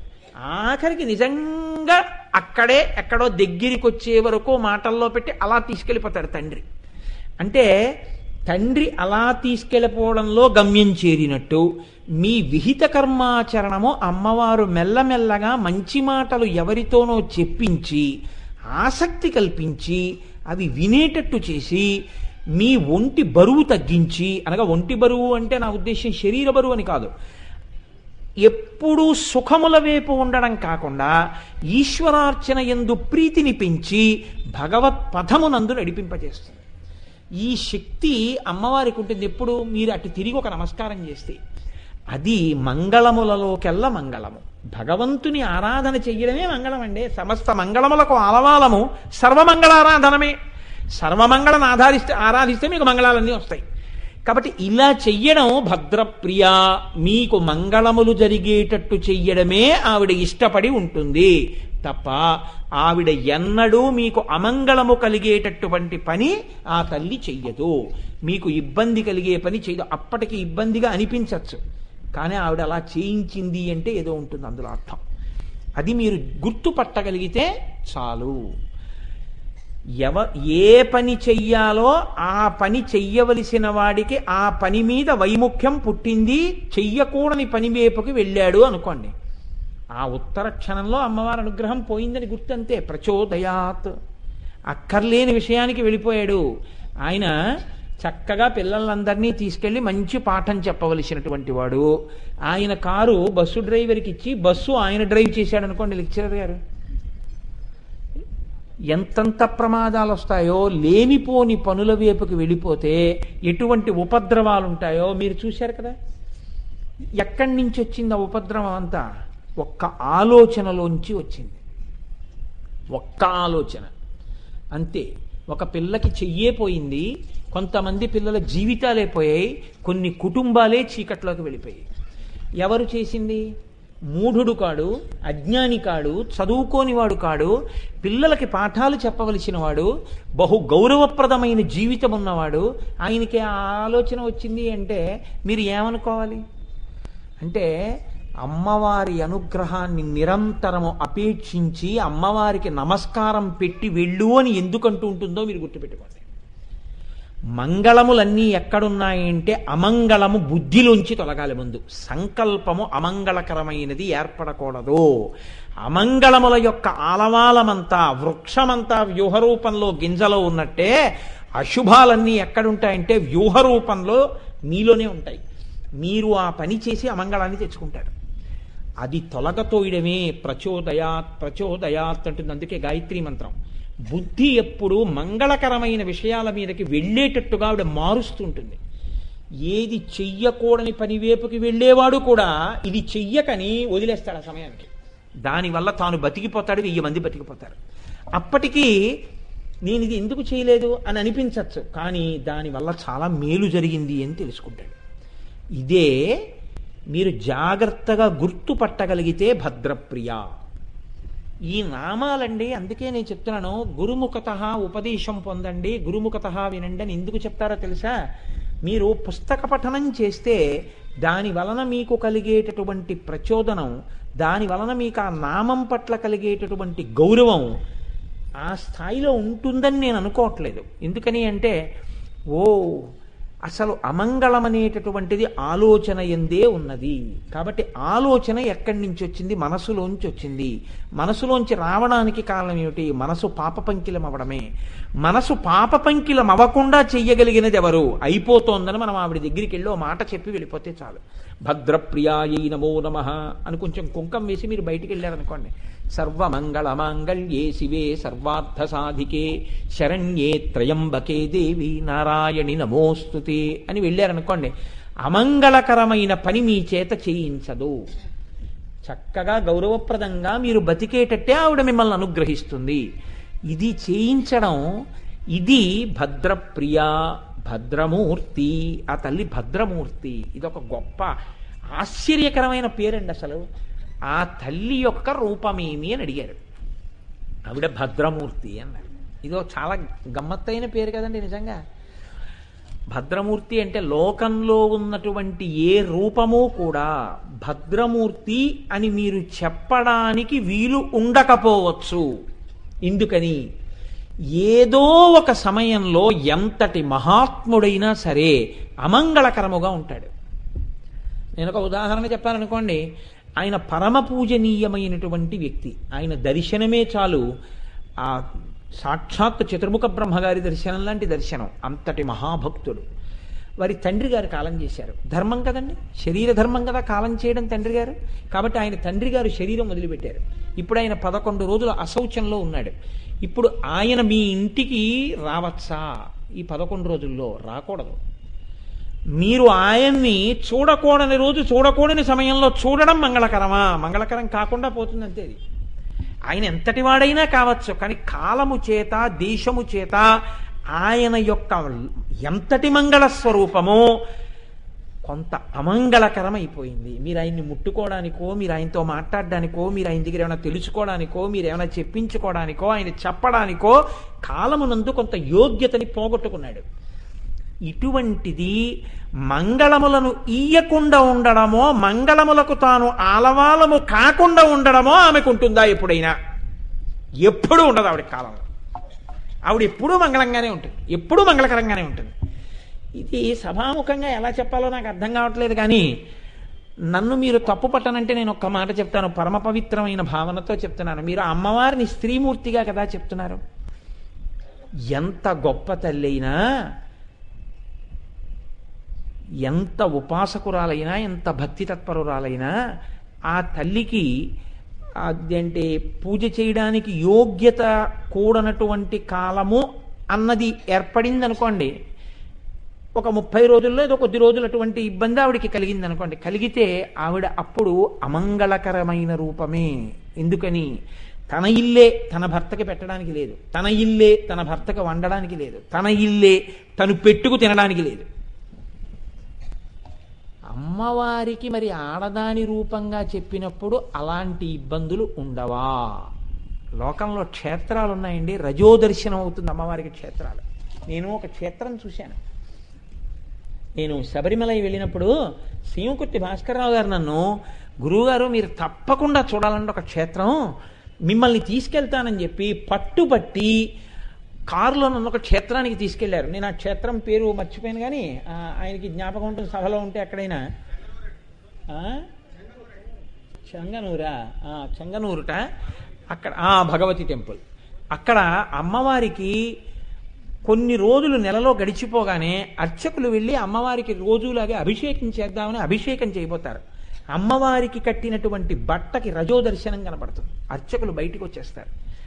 అర్చకుల భార్యలు అమ్మవారికి పూజ చేస్తారు ఆ 3 రోజులు, చేసి నైవేద్యం పెడతారు, తలుపులు వేసేస్తారు, అమ్మవారి దర్శనం ఉండదు.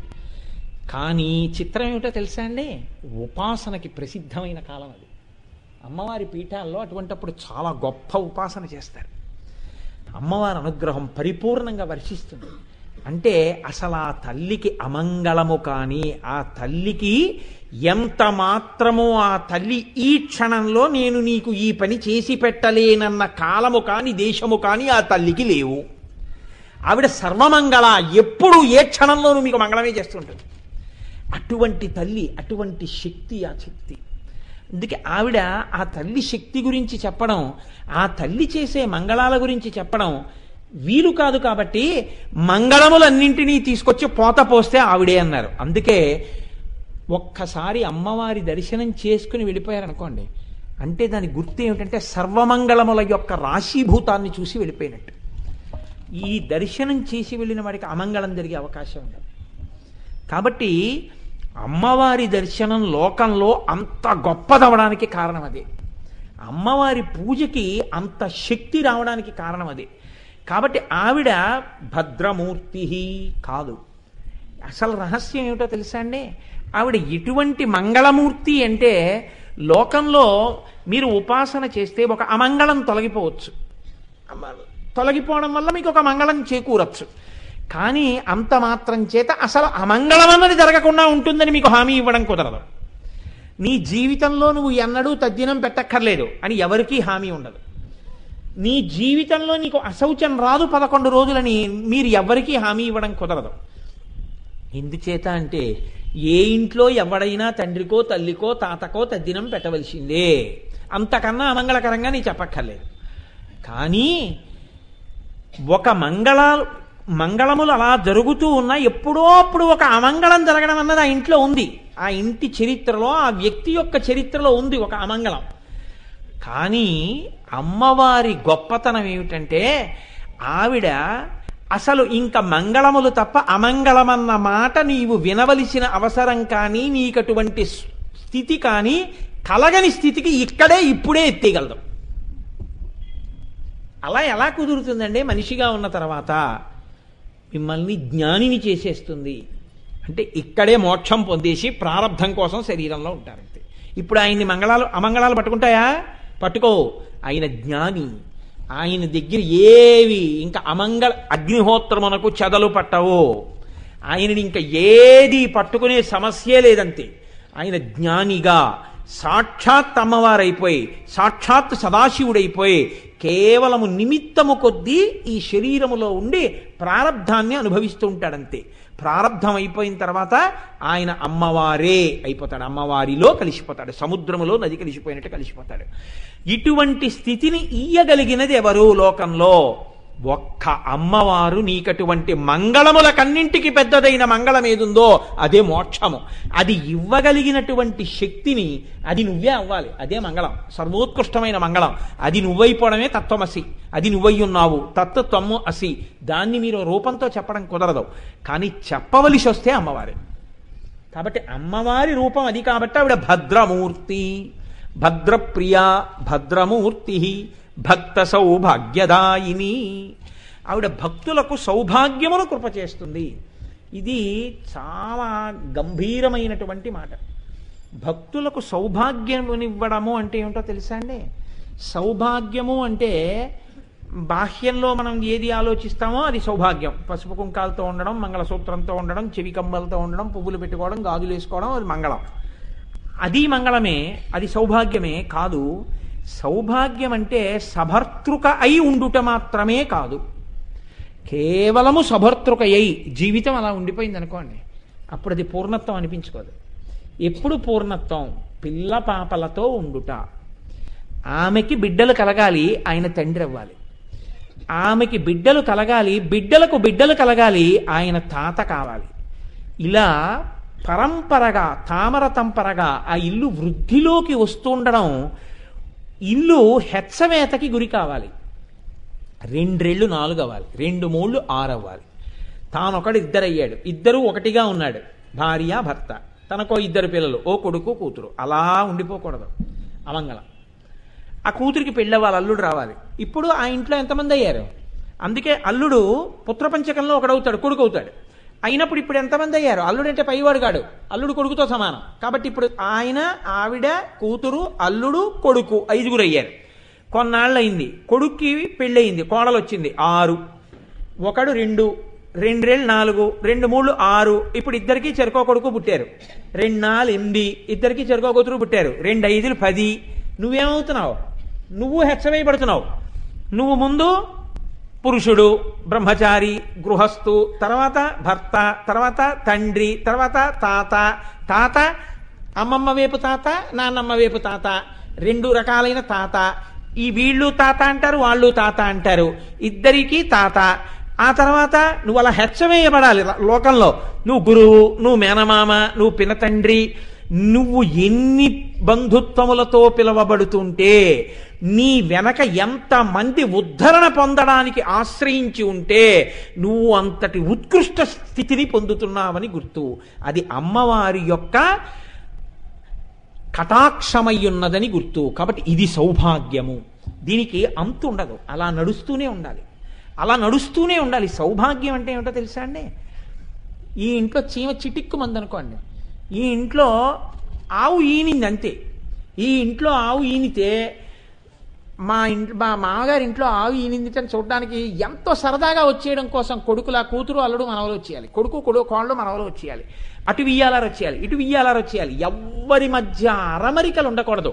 ఆ కుటుంబాన్ని చూస్తే అసూయ పడిపోతారనమాట. అలా అందరూ కలిసిపోయి ఉంటారు. వాళ్ళింట్లో బాలసారైతే వాళ్ళందరూ కలిపి 200 మంది అవుతారు. ఆత్మీయత.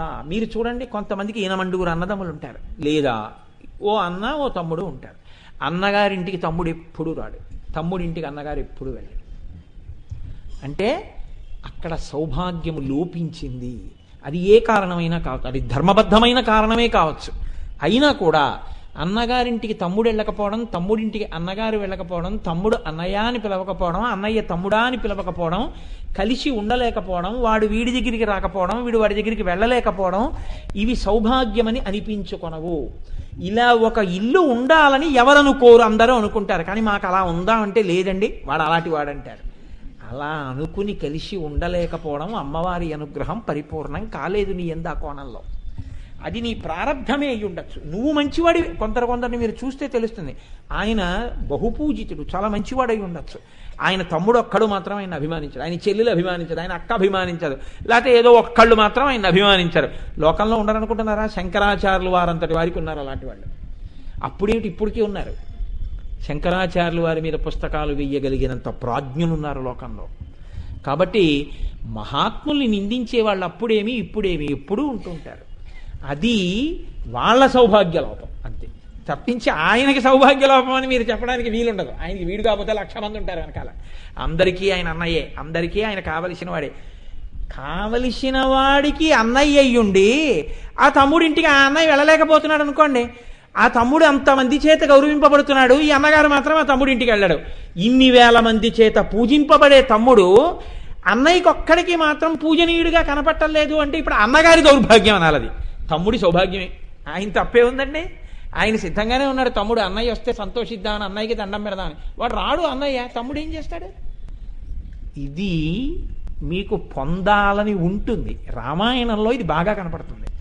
ఇది సౌభాగ్యం. నిజానికి ఈ సౌభాగ్యం ఎవరిస్తారని అడిగారు. అమ్మవారి అనుగ్రహం. ఇవాళ పెళ్ళవడం, రేపు దెబ్బలాట, వియ్యాల వారితో దెబ్బలాట, వాడితో దెబ్బలాట, వీడితో దెబ్బలాట, వాడంటే వీడికి పడదు, వీడంటే వాడికి పడదు, వాడి మొహం చూడటం, వీడితో మాట్లాడటం, ఇది ఉందే, ఇది సౌభాగ్య లోపం. అలా ఉండకూడదు నడువడి. అలా ఇబ్బంది పడేటట్టుగా అసలు ప్రవర్తనని ఉండకుండా మలుచుకోవాలి ఎవరికి వాళ్ళు. అలా మలుచుకోగలిగితే దాన్ని అమ్మవారి చేత అనుగ్రహింపబడిన సౌభాగ్యం అని పిలుస్తారు.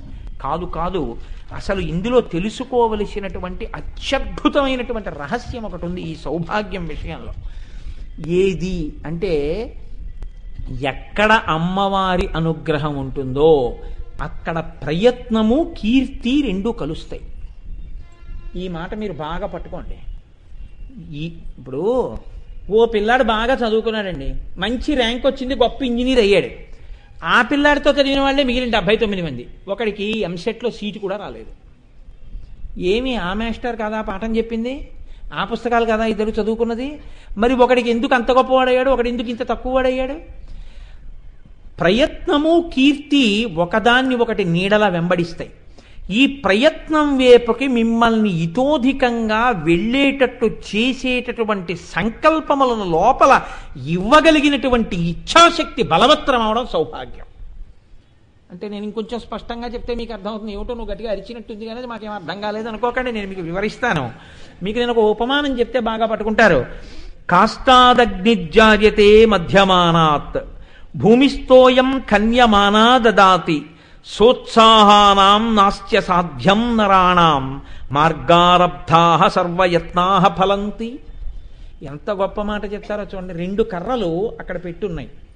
ఇప్పుడు అగ్నిహోత్రం కావాలి. ఇప్పుడు అగ్నిహోత్రం కావాలంటే అగ్నిహోత్రాన్ని వెతుక్కుంటూనూ వెళ్ళొచ్చు. అగ్నిహోత్రం ఇక్కడే పుట్టించగలని ఒక ఆయన అన్నాడు. ఒక ఆయన అన్నాడు అక్కర్లేదా అగ్గిపెట్టి కోసం వెతుక్కొస్తాను, ఎక్కడో ఒకటి దొరుకుతుంది, ఇలా అంటే అగ్గిపుల్ల వెలుగుతుందని వెళ్ళాడు. ఆయనకి అగ్గిపెట్టి ఎక్కడా దొరకట్లేదు, ఎందుకంటే వాన ఎక్కడ చూసినా నిమ్ముకుపోయి ఉన్నాయి. ఈయనేం చేశాడంటే ఉన్న 2 పొడి కర్రలు తీసుకుని ఒక కర్ర మీద ఒక కర్ర పెట్టి దూది పెట్టి రాపాడించాడు. ఆ రాపాడిస్తే రెక్కలు నిప్పెట్టిన మాట వాస్తవమే. ఆయన వెతికినంత తేలికగా దొరకకపోవడము యథార్థమే. కానీ కర్ర మీద కర్ర పెట్టి రాపాడించిన వాడికి అగ్ని దొరకకపోవడం అన్నది మాత్రం ఉండదు. పైకి కనపడని అగ్ని 2 కర్రలలో ఉన్నదాన్ని ఉన్నదని నమ్మి సృష్టించడానికి ఎవడు ప్రయత్నం మొదలుపెట్టాడో వాడు అగ్నిని పొంది తీరుతాడు.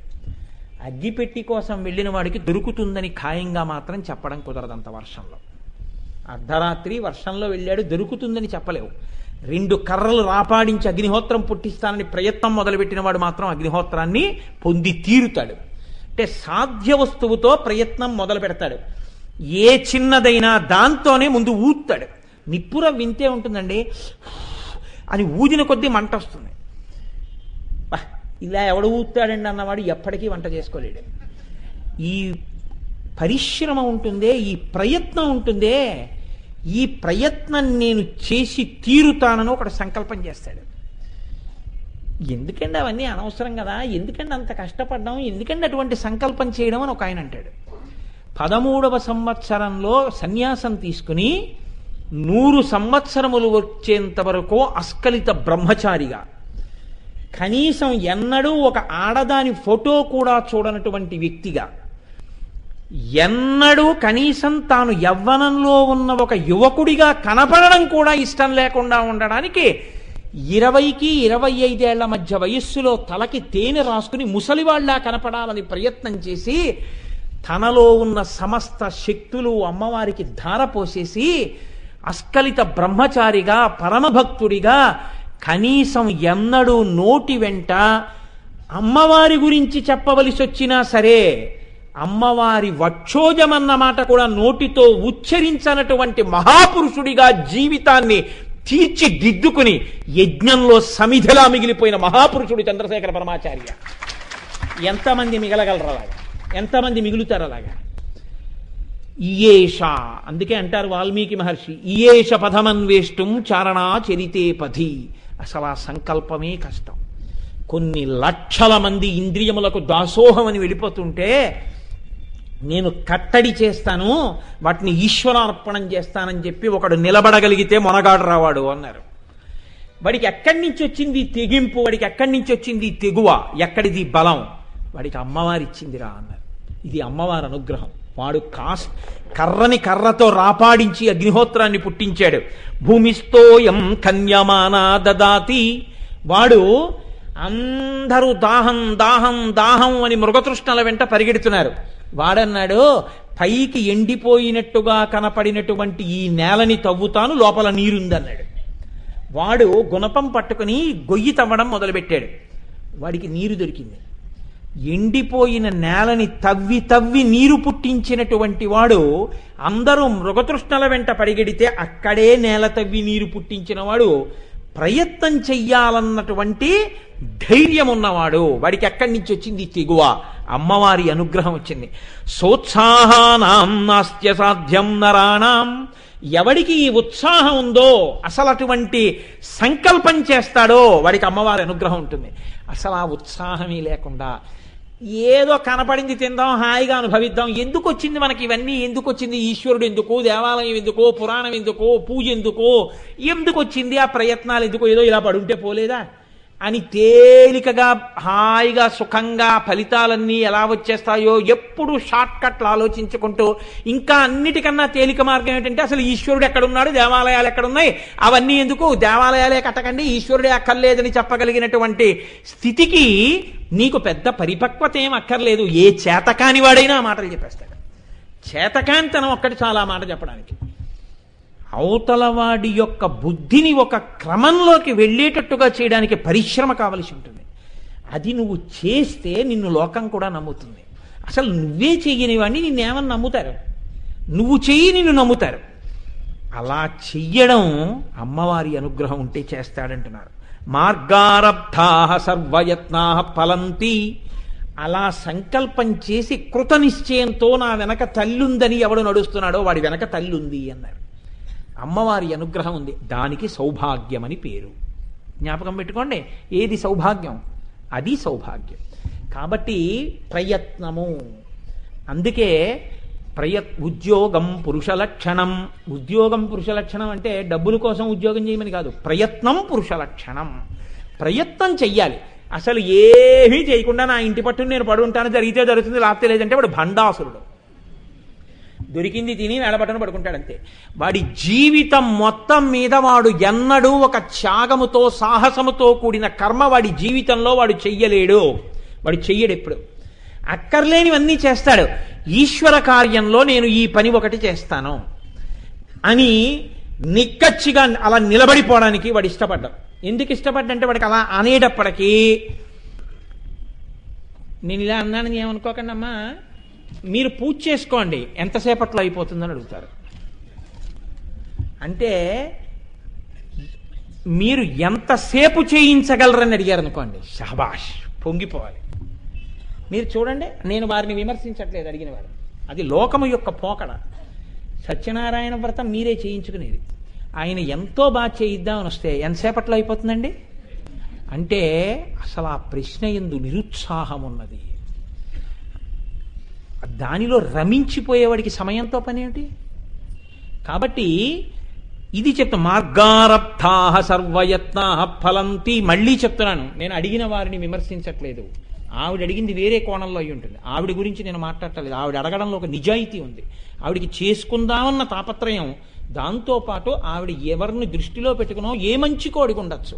నేను వారి గురించి ఈ మాట చెప్పట్లేదు. లోకంలో ఇది ప్రధానంగా నేను ఎవరి గురించి చెప్తున్నాను అంటే, ఉత్సాహలేమి, అది మృత్పిండం అంటారు. అంటే అది కింద పడితే లేవలేదు, భూమిని అంటుకుంటుంది. బంతి కింద కొట్ట పైకి లేస్తుంది. ఒరే అది చేస్తావా? ఎందుకు చేయలేనండి? ఒరే రోజుకి 18 గంటలు చదవాలరా? 19 గంటలు చదువుతానండి. ఒరే అన్ని పుస్తకాలు ఎక్కడ కొంటానరా? లైబ్రరీ నుంచి తెచ్చుకుంటానండి. ఈ సంకల్పం ఎవరికి ఉందో వాళ్లే మహాత్ములయ్యారు. పుస్తకాలు వీపు కట్టుకుని ఈదుతానన్న మహానుభావుడు లాల్ బహదూర్ శాస్త్రి గారు ఈ దేశానికి ప్రధానమంత్రి అయితే, కాశ్మీర్ వివాదం మీద మాట్లాడడానికి జవహర్లాల్ నెహ్రూ గారు పిలిచి నువ్వు వెళ్ళవయ్యా అంటే ఆయన తటపటాయించారు. ఏమి శాస్త్రిజీ, దేనికి వెనకాడిన వాడివి, దేనికి వెనకాడుతున్నావు అని అడిగారు నెహ్రూ గారు. అడిగితే, నాకు అటువంటి చలి ప్రాంతానికి వెళ్ళడానికి సరి అయిన ఉన్నికోటు లేదు అని చెప్పుకున్నాడు ఆయన. మన జాతి దౌర్భాగ్యం ఏమిటంటే, అటువంటి వ్యక్తి ఒకడు ఈ దేశానికి ప్రధానమంత్రి చేశాడు. ఎప్పుడైనా గుర్తొస్తాడు. పోనీ ఆయన పేరు ఓ బస్ స్టాండ్కి పెట్టేవాడు కూడా లేడు. ఇవాళ బస్ స్టాండ్ కూడా లేదు. అసలు ఆయన ఓ ప్రధానమంత్రి అని, ఆయన గురించి ఓ పుస్తకంలో రాద్దామని, ఆయన గురించి చెప్దామని లేదు. ఎవ్వరి గురించి చెప్పకూడదు. అటువంటి విచిత్రమైనటువంటి స్థితిలో ఇవాళ మనం మన బిడ్డల్ని తయారు చేసుకునే స్థితిలో ఉన్నాం. ఏది అందించాలో అది మనం అందించడంలో అడ్డుకట్ట వేసేస్తున్నాం. కాబట్టి ప్రాజ్ఞులైన తల్లిదండ్రులు తాము చెప్పుకోవలసి ఉంటుంది పిల్లలకి తప్ప, పాఠశాలలు ఎవరో ఏదో చేస్తారు అనుకోవడానికి అవకాశము లేని రీతిలోకి చదువులు వచ్చేసాయి. ఇవాళ పాఠాలు కూడా స్వార్థంతో కూడినవే. పిల్లలకి చెప్పే పాఠం కూడా స్వార్థమే. ఈశ్వర భక్తిలో స్వార్థమే. అన్నీ కుళ్ళిపోయి ఉన్నాయి. అటువంటి స్థితిలో ఉత్సాహమును ప్రోధి చెయ్యడం అంటూ ఉంటే అమ్మవారి అనుగ్రహంతో వస్తుంది అంటున్నారు. కాబట్టి చూడండి, అలా ఉత్సాహం ఉన్నవాడు వెంటనే ఫలితం సాధించగలడని మీరు అనుకుంటున్నారా? ముందు ఆయన ఏం పొందుతాడు? లోక తిరస్కారమును పొందుతాడు. ఎందుకండి అవన్నీ అంటాడు ముందంతే. ఎందుకండి మీకు ఇవన్నీ? హాయిగా సుఖంగా సంతోషంగా గడపచ్చు కదా, ఎందుకు ఇలాంటి లేనిపోని ప్రయత్నాలన్నీ మొదలు పెట్టుకుంటారు? ఎందుకు? కష్టం కదా, నీరసపడిపోతారు కదా, చిక్కిపోతున్నారు కదా. ఇన్నిన్ని చిత్రమైనటువంటి శాబాష్ చేస్తున్నావా, చెయ్యి, చాలా మంచి పని చేస్తున్నావు, శుభం భూయాత్ అనేవాడు ఉండడు. మిమ్మల్ని నిరుత్సాహపరిచే వాళ్లే ఉంటారు. ఎలా నిలబడాలో చెప్తున్నారు. అమ్మవారి అనుగ్రహాన్ని ఎలా ప్రోధి చేసుకోవాలో తెలుసా? అమ్మవారు సౌభాగ్యం ఇవ్వడం అంటే ఏమిటో తెలుసా? ఇహతు రగచతైః ప్రయాంతు మూఢాః ధనరహితాస్తు బుధాః ప్రయాంతు పద్భ్యాం గిరిశిఖరగతాపి కాకపంక్తిః పులినగతైర్న సమత్వమితి హంసైః. నాకు అనిపిస్తుంటుంది, అసలు ఇవన్నీ ఎవరు వినాలంటే చదువుకునే పిల్లలు వినవలసి ఉంటుంది. ఎంత గొప్ప ఉపమానం చెప్పారంటే, అమ్మవారి సౌభాగ్యం ఇవ్వడం అంటే ఎలా ఉంటుంది అన్న దాని గురించి చెప్తున్నారు. ఒక పెద్ద పర్వత శిఖరం ఉంది. ఈ పర్వత శిఖరం మీద గద్దలు కూర్చున్నాయి, రాబందులు కూర్చున్నాయి, కాకులు కూర్చున్నాయి. ఇవన్నీ కూర్చుని మాంసఖండములను పీక్కు తింటున్నాయి. ఇవి సమున్నతమైనటువంటి శిఖరం మీద కూర్చున్నాయి, పర్వతం మీద. ఆ పర్వతానికి కింద ఒక నీటి కయ్య ఉంది. ఆ నీటి కయ్య దగ్గర రాజహంసలు తిరుగుతున్నాయి ఆ శిఖరం చుట్టూ. పర్వతం మీద కూర్చున్నంత మాత్రం చేత కాకులు హంసలా, పర్వతం మీద కూర్చున్న గద్దలు హంసలా, పర్వతాల మీద కూర్చున్నటువంటి రాబందులు హంసలా? పర్వతం కింద నీటికయ్య దగ్గర నడుస్తున్న హంసయే హంసయా? హంసయే హంస. కింద నడిచినంత మాత్రం చేత హంస కాకుండా పోదు, పైన కూర్చున్నంత మాత్రం చేత కాకి హంస కాలేదు. మహాత్ముడైన వాడు తన యొక్క లక్ష్యాన్ని సాధించుకోవడానికి కష్టతరమైన మార్గంలో నడుస్తున్నప్పుడు అందరూ నిరుత్సాహపరుస్తుంటే అది ఎలా ఉంటుంది అంటున్నారు. ఇహతు రగచతైః ప్రయాంతు మూఢాః. మూఢులైనటువంటి వారు ఏనుగుల మీద గుర్రాల మీద వెళ్ళిపోతూ, మహాప్రాజ్ఞుడైన వాడు ఉత్తరీయం వేసుకుని నడిచి వెళ్ళిపోతుంటే, ఆయన్ని చూసి వెకిలి నవ్వులు నవ్వుతూ వెళ్ళిపోతుంటే, తన యొక్క ధ్యేయం చేరుకోవడానికి సంకల్పంతో నడిచి వెళ్ళిపోతున్నవాడు ఎంత మాత్రము తక్కువ వాడు కాడు. ఒకనాడు ఈయన చరిత్ర వాళ్ళందరూ చెప్పుకొని ఆయన్ని మార్గదర్శకంగా తీసుకుంటారు. ఒకనాడు ఈయన చరిత్రని చెప్పుకుని అటువంటి మహాత్ముణ్ణి దర్శించకుండా కారులో వెళ్ళిపోయాం మనమని ఏడుస్తారు. నడిచినవాడు తక్కువవాడు కాదు, గుర్రాల మీద వెళ్ళినవాడు ఎక్కువవాడు కాడు. పర్వతం మీద కూర్చున్నది హంస కాదు, కింద పాకినంత మాత్రం చేత గద్దయిపోదు. కింద తిరిగినది హంస హంసే, పైన కూర్చున్న కాకి కాకి. కాబట్టి ఎవ్వడో నీ సంకల్పమును వేలుపెట్టి చూపించాడని ఒక తుచ్చుడు, ఒక నీచుడు, ఒక అల్పుడు, నిన్ను లెక్క కట్టలేనివాడు, నీ మర్యాద తెలియనివాడు, నీ గురించి అంచనా లేనివాడు, నీ గురించి ఒక నీచమైన మాట మాట్లాడాడని నీ సంకల్పమును విడిచిపెట్టకో. ఈ ధైర్యాన్ని ప్రోధి చేసుకుని అడుగులు ఎవడు వేస్తున్నాడో వాడికి అది సౌభాగ్యము. ఈ సౌభాగ్యము అమ్మవారి కృప వలన మాత్రమే లభిస్తుంది. వాడే కోట్ల మందికి దార్శనికుడై మహాపురుషుడుగా నిలబడతాడు.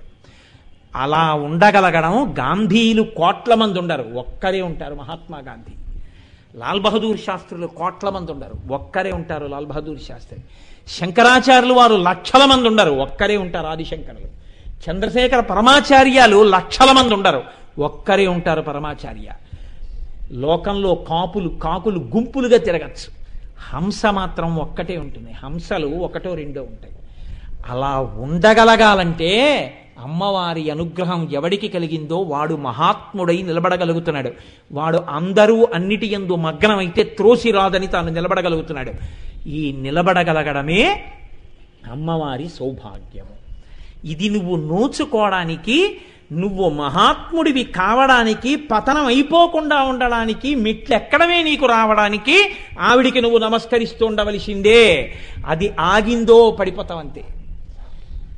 ఇందులో చమత్కారం ఏమిటో తెలుసా అండి? మహాత్ములైనటువంటి వారు నడిచినటువంటి నడక వర్తమాన కాలమునందు అందరి చేత, కొంతమంది చేత అవహేళనకు గురి చేయబడి ఆయన్ని మీరు ఆదర్శంగా తీసుకోకండి అని చెప్పబడవచ్చు.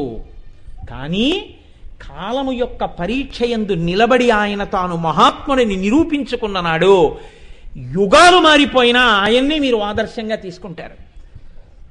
తండ్రి మాట కోసమని చెప్పి 14 సంవత్సరములకు అరణ్యవాసములకు వెళ్ళిపోయినటువంటి రామచంద్రమూర్తి ఆ కాలంలోనే రావణాదులకు పనికి మాలినవాడుగా కనపడి ఉండవచ్చు. కానీ పనికి మాలినవాడుగా ఎవరికి కనపడ్డాడో వాడి 10 తలలు తెగిపోయి రాముడు ఈశ్వరుడయ్యాడు. త్రేతాయుగం పోయినా కలియుగంలో కూడా రాముడికి ఆరాధనలున్నాయి. ఈ యుగంలోనైనా 10 తలకాయలు లేకపోయినా ఒక తలకాయతో రామనింద చేసిన వాడు పొందే స్థితి కూడా అంతే ఉంటుంది కదండి. అప్పుడు రావణుడు ఉంటే ఇప్పుడు రావణుడు ఉంటాడేంటి? ఇప్పుడు ఉంటాడు ఖచ్చితంగా. రాముడు ఉన్నప్పుడు రావణుడు ఉంటాడు. రాముడు ఎక్కడ ఉంటాడో అక్కడ రావణుడు నింద చేస్తూనే ఉంటాడు. కాబట్టి వాడు రావణుడని నువ్వు తెలుసుకోగలిగితే అసలు వాడి పేరు నువ్వు ఎందుకు ఎత్తాలి? వదిలిపెట్టేసే అంతే. రావణుడు ఎప్పుడు రావణుడిగా కనపడు, కరుణకు నిధిగా కనపడతాడు. ఎందుకు కనపడతాడు? సీతమ్మ తల్లి దగ్గరికి వెళ్ళి నేను రాక్షసుండని చెప్పుకున్నాడేంటి? ఎంతో ప్రేమ ఉన్నవాడిగా, ఎంతో దయ ఉన్నవాడిగా, ఏకవేణి ధరాశయ్యాం ధ్యానం మలినమంబరం అస్థానే ఉపవాసస్య నైతానోపైకానితే. సీత ఎందుకలా ఒంటి జడ వేసుకుంటావు? ఎందుకు అన్నం తినకుండా ఉంటావు? నాకెంత బాధేస్తోందో తెలుసా? ఎంతో తాను కారుణ్యమునకు నిధి అయినట్టు, తాను కరుణానిధి అయినట్టు మాట్లాడతాడు. అంత మాత్రం చేత ఆయనయా కరుణానిధి, రామచంద్రమూర్త కరుణానిధి. ఎవరిని కరుణానిధి అని మీరు పిలవవలసి ఉంటుంది అంటే శ్రీరమ సీతగాగ నిజసేవక బృందము వీరవైష్ణవాచార జనంబుగాగ విరజానది గౌతమిగాగ వికుంఠమున్నారయ భద్రశైల శిఖరగ్రముగాగ వసించు చేతనోద్ధారకుడైన విష్ణుడవు దాశరథి కరుణాపయోనిధి. ఎవడు కరుణాపయోనిధో, ఎవడు కరుణానిధో లోకంలో ఆయుగంలోనే ఆయనే తెలుసుకున్నాడు.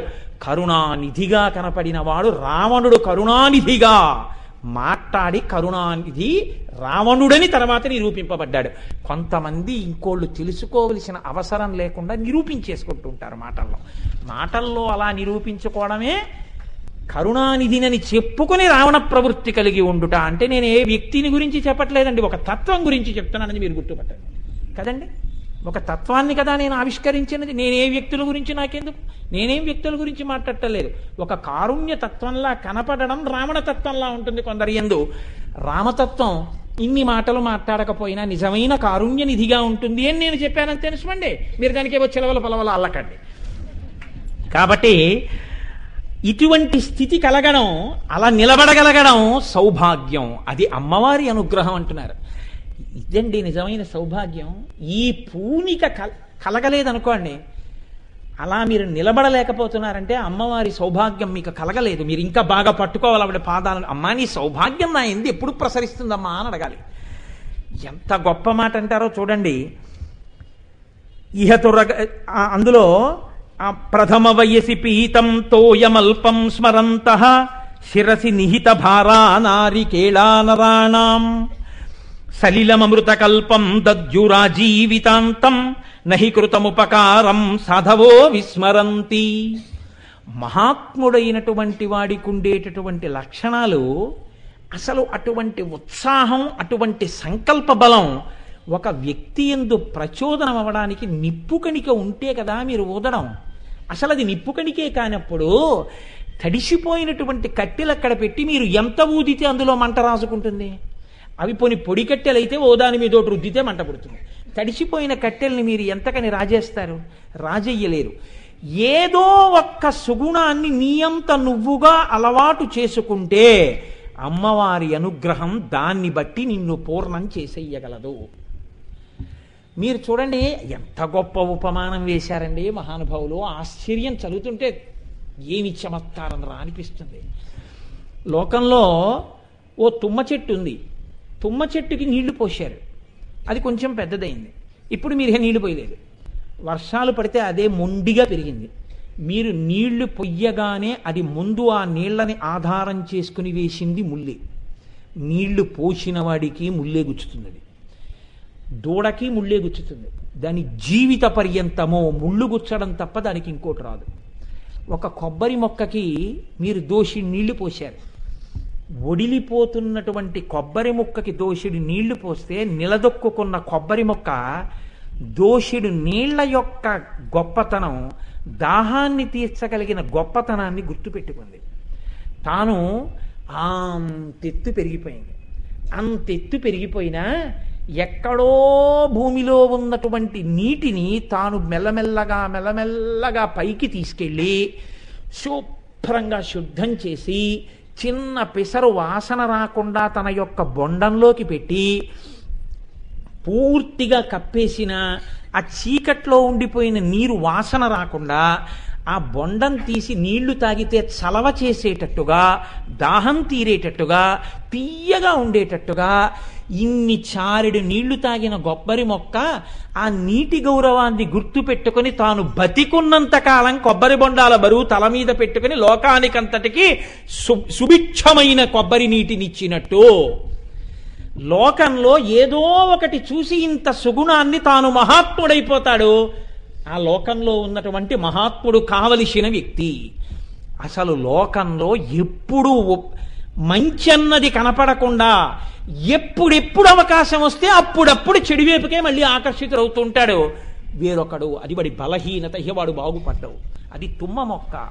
మీరు నీళ్లు పోసినా ముళ్ళే, మీరు దానికి దడి కట్టక్కర్లేదు, దాన్ని ముట్టుకుందామన్నా ముళ్ళే, పసిపిల్లకి ముళ్ళే, అన్నింటికీ ముళ్ళే. చిన్న కొబ్బరి మొక్కకి నీళ్లు పోస్తే జీవితాంతం మళ్ళీ నీళ్లే ఇస్తుంది కొబ్బరి మొక్క. ఒక చిన్న విషయాన్ని చూసి తాను మహాత్ముడైపోయింది కొబ్బరి చెట్టు. అందుకే కొబ్బరాకు శుభం. ఎక్కడైనా కొబ్బరాకులు కట్టారనుకోండి శుభం. కొబ్బరి బొండం చెంబు మీద పెట్టారనుకోండి పూర్ణ కుంభం. ఓ కొబ్బరి బొండం తాంబూలంలో పట్టుకున్నారనుకోండి మీరు ప్రథమ పూజకు మొదలుపెట్టేసినట్టు, లేచిపోయినట్టు.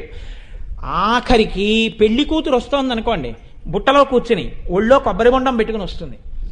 కొబ్బరి బొండం అనేటటువంటిది ఇంత గొప్ప స్థితికి ఎందుకు వెళ్ళిపోయిందో తెలుసా? పుట్టుకతో రాలేదు. చారుడు నీళ్లు తనకి పోసినప్పుడు నీటి గౌరవాన్ని గుర్తించింది ఆ కొబ్బరి మొక్క. బతికున్నంత కాలం లోకానికంతటికి మంచి నీళ్ళు ఇచ్చింది. దానివల్ల అంత గొప్పదయింది. ఇదే సౌభాగ్యం. అందుకే కొబ్బరి చెట్టు, కొబ్బరి మొక్క సౌభాగ్య వస్తువులు అయిపోయాయి. కొబ్బరి మొక్కలు ఎక్కడన్నా కట్టారంటే, కొబ్బరి చెట్టు వేశారంటే, కొబ్బరి తోట ఉందంటే, కొబ్బరి కాయ అంటే కొబ్బరికాయ ఎట్టుకుని ఎడుతున్నారంటే మంగళప్రదంగా గుళ్ళోకి ఎడుతున్నారని గుర్తు. ఆయన కొబ్బరికాయ కొట్టారండి అంటారు. కొబ్బరి మొక్క ఇచ్చారంటే ప్రసాదం. కొబ్బరి మొక్క ఇస్తే ఎంతటి ఐశ్వర్యవంతుడు అనివ్వండి, కొద్దిగా ప్రసాదం నోట్లో వేసుకోవలసిందే తప్పించి అయ్యో ఇంతమందిలో పీక్కు తింటే ఎలాగని కూడా ఆలోచించరు. కొబ్బరి అంత శ్రేష్టం ఎందుకు అయిపోయింది? ఎవరొచ్చినా కొబ్బరికాయ కొట్టవలసిందే. ఎక్కడి నుంచి వచ్చింది దీనికి అంటే, పుట్టుకతో చూడాలి అంటే ముళ్ళ మొక్క పుట్టింది, కొబ్బరి మొక్క పుట్టింది. ఇన్ని నీళ్లు పోస్తే కొబ్బరి మొక్క గుర్తుపట్టి మహాత్ముడైంది. నీవు మహాత్ముడు అవడానికి నువ్వు ఎప్పుడూ తడికర్రగా ఉండిపోతే నీ ప్రారంధం ఎప్పటికీ అవలేవు. నువ్వు ఏదో ఒక చిన్న విషయాన్ని కనీసం లోకంలో మహాత్ముల్ని చూసి నేర్చుకుని నేను ఇలా అవ్వాలనుకుంటున్నానమ్మా, ఊదడానికి సిద్ధంగా ఉందమ్మవారు. అది అవడం గొప్పండి లోకంలో. అది ఆ మాటల్లో చెప్తే చాలా తేలిగ్గా ఉంటుంది. నేను సభాముఖంగా ఎవరో ఒక్కరి గురించి చెప్పాను అని మీరు అనుకోకపోతే నేను మీకు ఒక మనవి చేస్తాను. డాక్టర్ ఐవి రావు గారని ఈ ఊళ్ళోనే ఉన్నారు డాక్టర్ గారు. ఆయన director of medicine Andhra Pradesh, government of Andhra Pradesh చేసి రిటైర్ అయ్యారు. Highest post in medical department. ఆయన రిటైర్ అయినప్పుడు నేను రంగరాయ మెడికల్ కాలేజీకి చీఫ్ గెస్ట్గా వెడితే అక్కడ చెప్పుకుంటుంటే విని ఆశ్చర్యపోయాను. నెలకి కావలసినంత డబ్బిచ్చి, ఫర్నిష్డ్ అకామిడేషన్ ఇచ్చి, ఫర్నిష్డ్ క్వార్టర్ ఇచ్చి, సర్వెంట్స్ని ఇచ్చి, ఆయనకి కావలసినటువంటి వంట మనుషుల్నిచ్చి, కార్ ఇచ్చి, మా హాస్పిటల్లో ఆయన ఫిజీషియన్ అని చెప్పుకోవడానికి అవకాశం ఇస్తే అంత డబ్బిస్తా ఉన్నారు. ఆయన అన్నారు, నాకు ఇవేం అక్కర్లేదు, మా తండ్రి గారు పుట్టి పెరిగి వైద్యం చేసిన ఊరు కాకినాడ. నేను కాకినాడ పట్టణానికి వెళ్ళి నన్ను నమ్ముకున్న వాళ్ళు ఉన్నారు, వాళ్ళకి వైద్యం చేస్తానని ఈ ఊరు వచ్చారు. ఈ ఊరు వచ్చి మహానుభావుడు వాళ్ళ తండ్రి గారి ఫోటో ఎక్కడుందో, వాళ్ళ తండ్రి గారు ఎక్కడ కూర్చునేవారో అక్కడ ఇన్నాళ్ళు వాళ్ళ అక్కయ్య గారు చేసేవారు వైద్యం. ఒక చెక్క కుర్చీలోనండి, ఆయనే తలుచుకుంటే ఒక రివాల్వింగ్ చైర్ వేసుకోలేరా? ఒక చెక్క కుర్చీలో కూర్చుని ఉదయం నుంచి 11 గంటల వరకు 5 గంటల పాటు చెక్క కుర్చీలో కూర్చుని చెక్క బల్ల మీద స్టెత్ పెట్టుకుని ఆయన వైద్యం చేస్తుంటారు. దేనికో తెలుసా అండి? ఆయన రివాల్వింగ్ చైర్ కొనుక్కోలేక కాదు, ఓ పెద్ద టేబుల్ వేసుకోలేక కాదు, ఆయన అంటే తెచ్చిపడేసేవాళ్ళు ఉన్నారు. మా తండ్రి గారు ఈ గదిలో ఇలా కూర్చున్నారు. మా తండ్రి గారు ఎందరికో ప్రాణం పోశారు. మా తండ్రి గారు నేను అలా కావాలని ఇక్కడ కూర్చుని కోరుకున్నారు. నేను ఇక్కడ కూర్చుని అలా చెయ్యాలని ఆయన కోరుకున్నారు. అలా చెయ్యడమే నా జీవితానికి సార్థకత, అంతకన్నా మర్యాద ఇంకోటి లేదని చెక్క కుర్చీలో కూర్చుని ఇప్పుడు ఆయన వైద్యం చేస్తున్నారు. మీరు ఎక్కడ వెతుకుతారు మహాత్ముల గురించి? మీ పిల్లలకి సమున్నతమైన స్థితిని కల్పించాలనుకుంటే ఐవీరావు గారిని చూపించండి, తీసుకెళ్ళి ఆయన మర్యాద చూపించండి, ఆయన డిసిప్లిన్ చూపించండి, ఇప్పటికీ ఆయన గౌరవం చూపించండి. నేను ఏ కారణానికో డాక్టర్ గారిని వెనకేసుకొచ్చానని మీరు అనుకోకండి. ఒక వ్యక్తిలో ఉన్నటువంటి గొప్పతనాన్ని గుర్తించలేని వాడు అధముడు, వాడు పనికిరాడు. కాబట్టి ఒకడు మహాత్ముడు అవ్వాలి అంటే ఇక్కడే ఉంటుంది దిల్, ఇక్కడ ఉండాలి సంకల్పం. ఈ సంకల్పం ఉందా నువ్వు ఎంతటి వాడివన్నా అవుతావు. అదొక్కటి లేకుండా మిగిలినవి ఎన్ని ఉన్నా నువ్వు మహాత్ముడివి మాత్రం కాలేవు. అమ్మవారి సౌభాగ్యం మాత్రం రాదు. అవి కాలగతిలో నువ్వు వచ్చి కాలగతిలో వెళ్ళిపోవచ్చు. ఎంతమంది కోటీశ్వరులు లేరు, ఎంతమంది ఇంకొక వృత్తిలో ఉన్నవాళ్ళు లేరు. వాళ్ళు వెళ్ళిపోతున్నారు. వాళ్ళందరినీ గుర్తుపెట్టుకుంటున్నామా? వాళ్ళందరినీ పొగుడుతున్నామా? లోకంలో పొగడబడడానికి యోగ్యుడై ఎవడో ఒక్క మహాత్ముడే మిగులుతాడు. ఎందువల్ల అది కూడా చెప్తున్నారు. కాకస్య చుంచుర్యది హేమయుక్తో కాకస్య చంచుర్యది హేమయుక్తో మాణిక్యయుక్తౌ చరణౌ చ తస్య ఏకైక పక్షే గజరాజముక్త తదాపి కాక నచ రాజహంస. ఒక ఆయన ఏం చేశాడంటే ఒక కాకిని హంసని చేద్దాం అనుకున్నాడు. అనుకుని ఒక కాకిని తీసుకొచ్చి దాని ముక్కుకి బంగారపు ముక్కు తొడుగు ఒకటి చేయించి ముక్కుకి ఆ తొడుగు తొడిగాడు. తొడిగి ఇప్పుడు మాణిక్యయుక్తౌ చరణౌ చ తస్య, ఆ కాకి కాళ్ళకి మాణిక్యములతో కూడినటువంటి పట్టాలు కట్టాడు. దాని రెక్కలంతా కూడా ముత్యాల సరాలు చుట్టాడు. చుట్టి ఆ వీధిలో వెళ్ళిపోతున్న ఆయన్ని పిలిచి దాన్ని చూపించి ఇదేమిటి అని అడిగాడు. కాకి అని అడిగాడు. ఆ పక్కనే రాజహంస ఉంది ఒక పాకలో. హంస కాదా అన్నాడు. నీ మొహం హంస అంటే అది అన్నాడు. ఎన్ని చుట్టినా ఎన్ని కట్టుకున్నా కాకి కాకే. ఏదీ చుట్టుకోకపోయినా ఏదీ కట్టుకోకపోయినా రాజహంస రాజహంసే.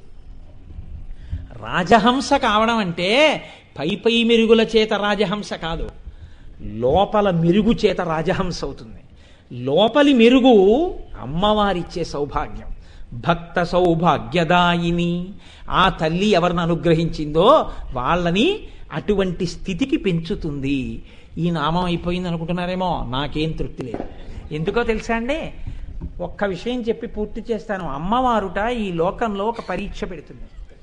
తాను కొన్ని సౌభాగ్య వస్తువులుగా ఈ లోకంలో కదులుతుంది. ఏం చేస్తాడో చూద్దామని చూస్తుందిట. అవి 8 వస్తువుల్ని చెప్తారు. సౌభాగ్య అష్టకము అంటారు. అందులో మొట్టమొదటి వస్తువు ఏదో తెలుసా అండి? తాటి చెట్టు. తాటి చెట్టు భూలోక కల్పవృక్షమని పేరు. అందుకే తాటి చెట్టుని నిందించడం కానీ, తాటి చెట్టుకి కాలు తగిలించడం కానీ ఇలాంటి పనులు ఎప్పుడూ చేయకూడదు. తాటి చెట్టు, చెరుకు కర్ర, జీలకర్ర, ధనియాలు, రూపుమారిన పాలు అంటే పెరుగు కాని, వెన్న కాని, నెయ్యి కాని ఇటువంటివి, ఉప్పు, ఎర్రటి పువ్వులు, అనుములు ప్రసాదంగా పెట్టిస్తుంటారు గోపాలకృష్ణ గారు. ఈ 8 అమ్మవారి యొక్క సౌభాగ్య వస్తువులై ఉంటాయి. అందుకే అమ్మవారి అనుగ్రహం నాకు బాగా కావాలి, నా మనసు బాగా బలపడి మంచి వైపుకి వెళ్ళాలనుకున్నవాడు ఈ 8 వస్తువుల పట్ల తృణీకార భావంతో ఉండకుండా సౌభాగ్య వస్తువుగా గౌరవించాలి. వాటిని ఎన్నడూ తక్కువ చేసి మాట్లాడకూడదు. అందుకే వంటకంతకి రుచి ఉప్పు చేతనే అన్నారు పెద్దలు.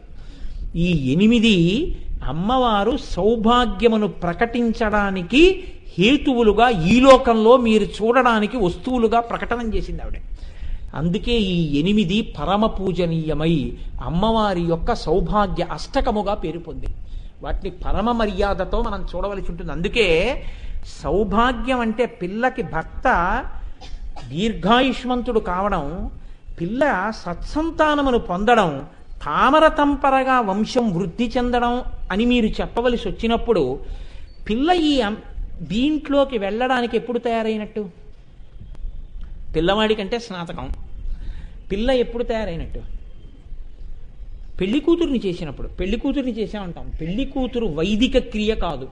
పెళ్లి కూతుర్ని చేయడానికి వేదమంత్రాలు ఏమైనా అనుసంధానం చేసేయండి? చెయ్యవు. కానీ ఏం చేస్తారో తెలుసా అండి? పెళ్లి కూతుర్ని చేయడం అంటే ఏమిటంటే శాస్త్రం ఒక మర్యాద చెప్పింది. మీరు భాగవతానికి వ్యాఖ్యానం చదివితే మీకు అందులో కనపడుతుంది.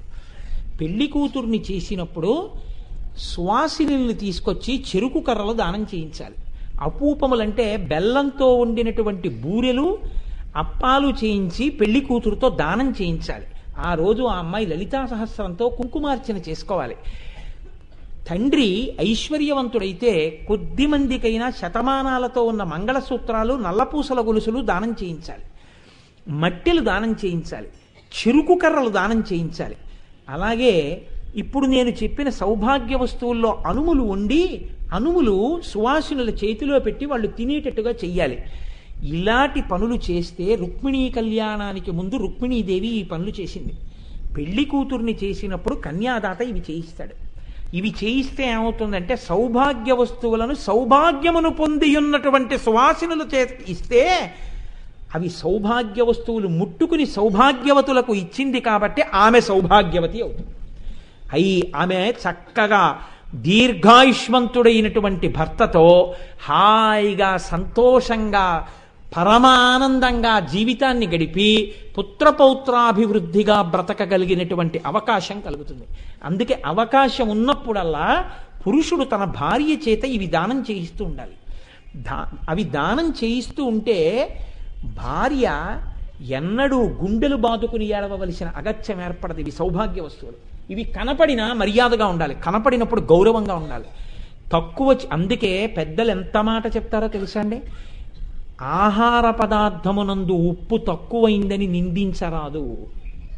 మీ మొహం ఏంటే ఈ ఉప్పు లేని పచ్చడి అని మీరు అన్నారనుకోండి, వెంటనే సౌభాగ్య వస్తువును మీరు నిరాదరణ చేసినట్టు అవుతుంది. ఆ ఉప్పిలా తగలయ్య అన్నారనుకోండి, అయిపోయిందంతే. అందుకే ఈ మాట అనేస్తాడేమో నోటితో, వీడికి జిహ్వచాపల్యం ఎక్కువని పెద్దలు ఏం చేశారో తెలుసా అండి? అందులో కూరలో తీపి తక్కువ అవుతుందని బెల్లం వేరు, అల్లం తక్కువ అవుతుందని కాస్త అల్లం బెటరు, కాస్తంత ఉప్పు మాత్రం విస్తట్లో వేసి వదిలేస్తారు. వాడు అలా గబుక్కు నోరు జారకుండా ఉప్పు కలిపేసుకుంటాడని. ఉప్పు తినడంలో మీరు కూడా అంత జాగ్రత్తగా ఉండవలసి ఉంటుంది. సౌభాగ్య వస్తువులంటే సౌభాగ్య వస్తువులేవి. అమ్మవారు ఈ 8 వస్తువులుగా ఉంటుంది. అందుకే ఇంట్లో పాలని చూడడం అంటే ఒక్కటే ఉపమానం చెప్తారు. పాలగిన్నె, కన్నెపిల్ల, ఈ 2 ఒకటంటుంటారు. మీరు విన్నారో లేరో, చాలా పెద్ద కుటుంబాల్లో పెద్ద పెద్ద ఆడవాళ్ళ నోటి వెంట ఈ మాట వస్తూ ఉంటుంది. మీరు గబుక్కుని ఏ కాఫీ కోసం వెళ్ళిపోయి ఏది పడితే అది పట్టి తెలియకుండా పటకారు ఇలా పెట్టేసి దింపేస్తున్నారు అనుకోండి, విరే విరే విరే విరే ఆ పటకారు అందులో పెట్టేకిరా అంటారు. ఏమ్మా అన్నారనుకోండి, అంటే ఇప్పుడే పులుసు దింపానరా, అది అందులో పులుసు దింపితే ఏమైందమ్మా, ఒరే పాలకుండా కన్నెపిల్ల, ఆ మర్యాద ఉంటుందిరా. దేంతో పడితే దాంతో ఎవరు పడితే వాళ్ళు ముట్టుకోవడం పట్టుకోవడం ఉండవు. ఆ పటకాన్ని అందులో పెడితే ఆ పులుపు ఉప్పు తగిలితే పాలు విరిగిపోతాయి. ఆ పాలకి పెరుగే పడాలి, పడితే తోడుకుంటుంది, మళ్ళీ పెరుగు అయిపోతుంది. ఆ పిల్లకి పాణిగ్రహణం యోగ్యుడైన వరుడు తండ్రి చూసి పాణిగ్రహణం చేయించాలి, అప్పుడే ఆమె చక్కటి ఇల్లాలవుతుంది. ఈ పాలకి ఇంకొకటి తొందరపడి తగిలినా, ఆ పిల్లకి ఇంకొకటి తొందరపడినా ఆ జీవితాలు భయానకంగానే ఉంటాయి. అందుకే పోలికలు కూడా అలా వేసేశారు. పాలకుండ, కన్నెపిల్ల, ఉప్పు తొట్టి, ఇవన్నీ వేరుగా ఉంచి వేరుగా మర్యాద చేయడానికి కారణం అదే. కాబట్టి సరే, ఆ సౌభాగ్యాష్టకం గురించి చెప్తే చిత్రంగా ఉంటుంది. కాబట్టి భక్త సౌభాగ్యదాయిని, ఎక్కడో పట్టుకోవడం కాదు, ఏ ఇంట్లో వీటి పట్ల గౌరవం ఉంటుందో ఆ వంశంలో అటువంటి చక్కటి పిల్లలు పుడతారు. కాబట్టి 8 వస్తువులను గౌరవించడం నువ్వు నేర్చుకో, ఇది చెప్పడం. అయితే మీకు ఒక మాట విజ్ఞాపన చేస్తాను, నాకు ఎంత మాత్రమూ తృప్తి లేదు ఈ నామం గురించి నేను చెప్పింది. రేపు కూడా కొంతసేపు భక్త సౌభాగ్యదాయిని గురించే చెప్తాను.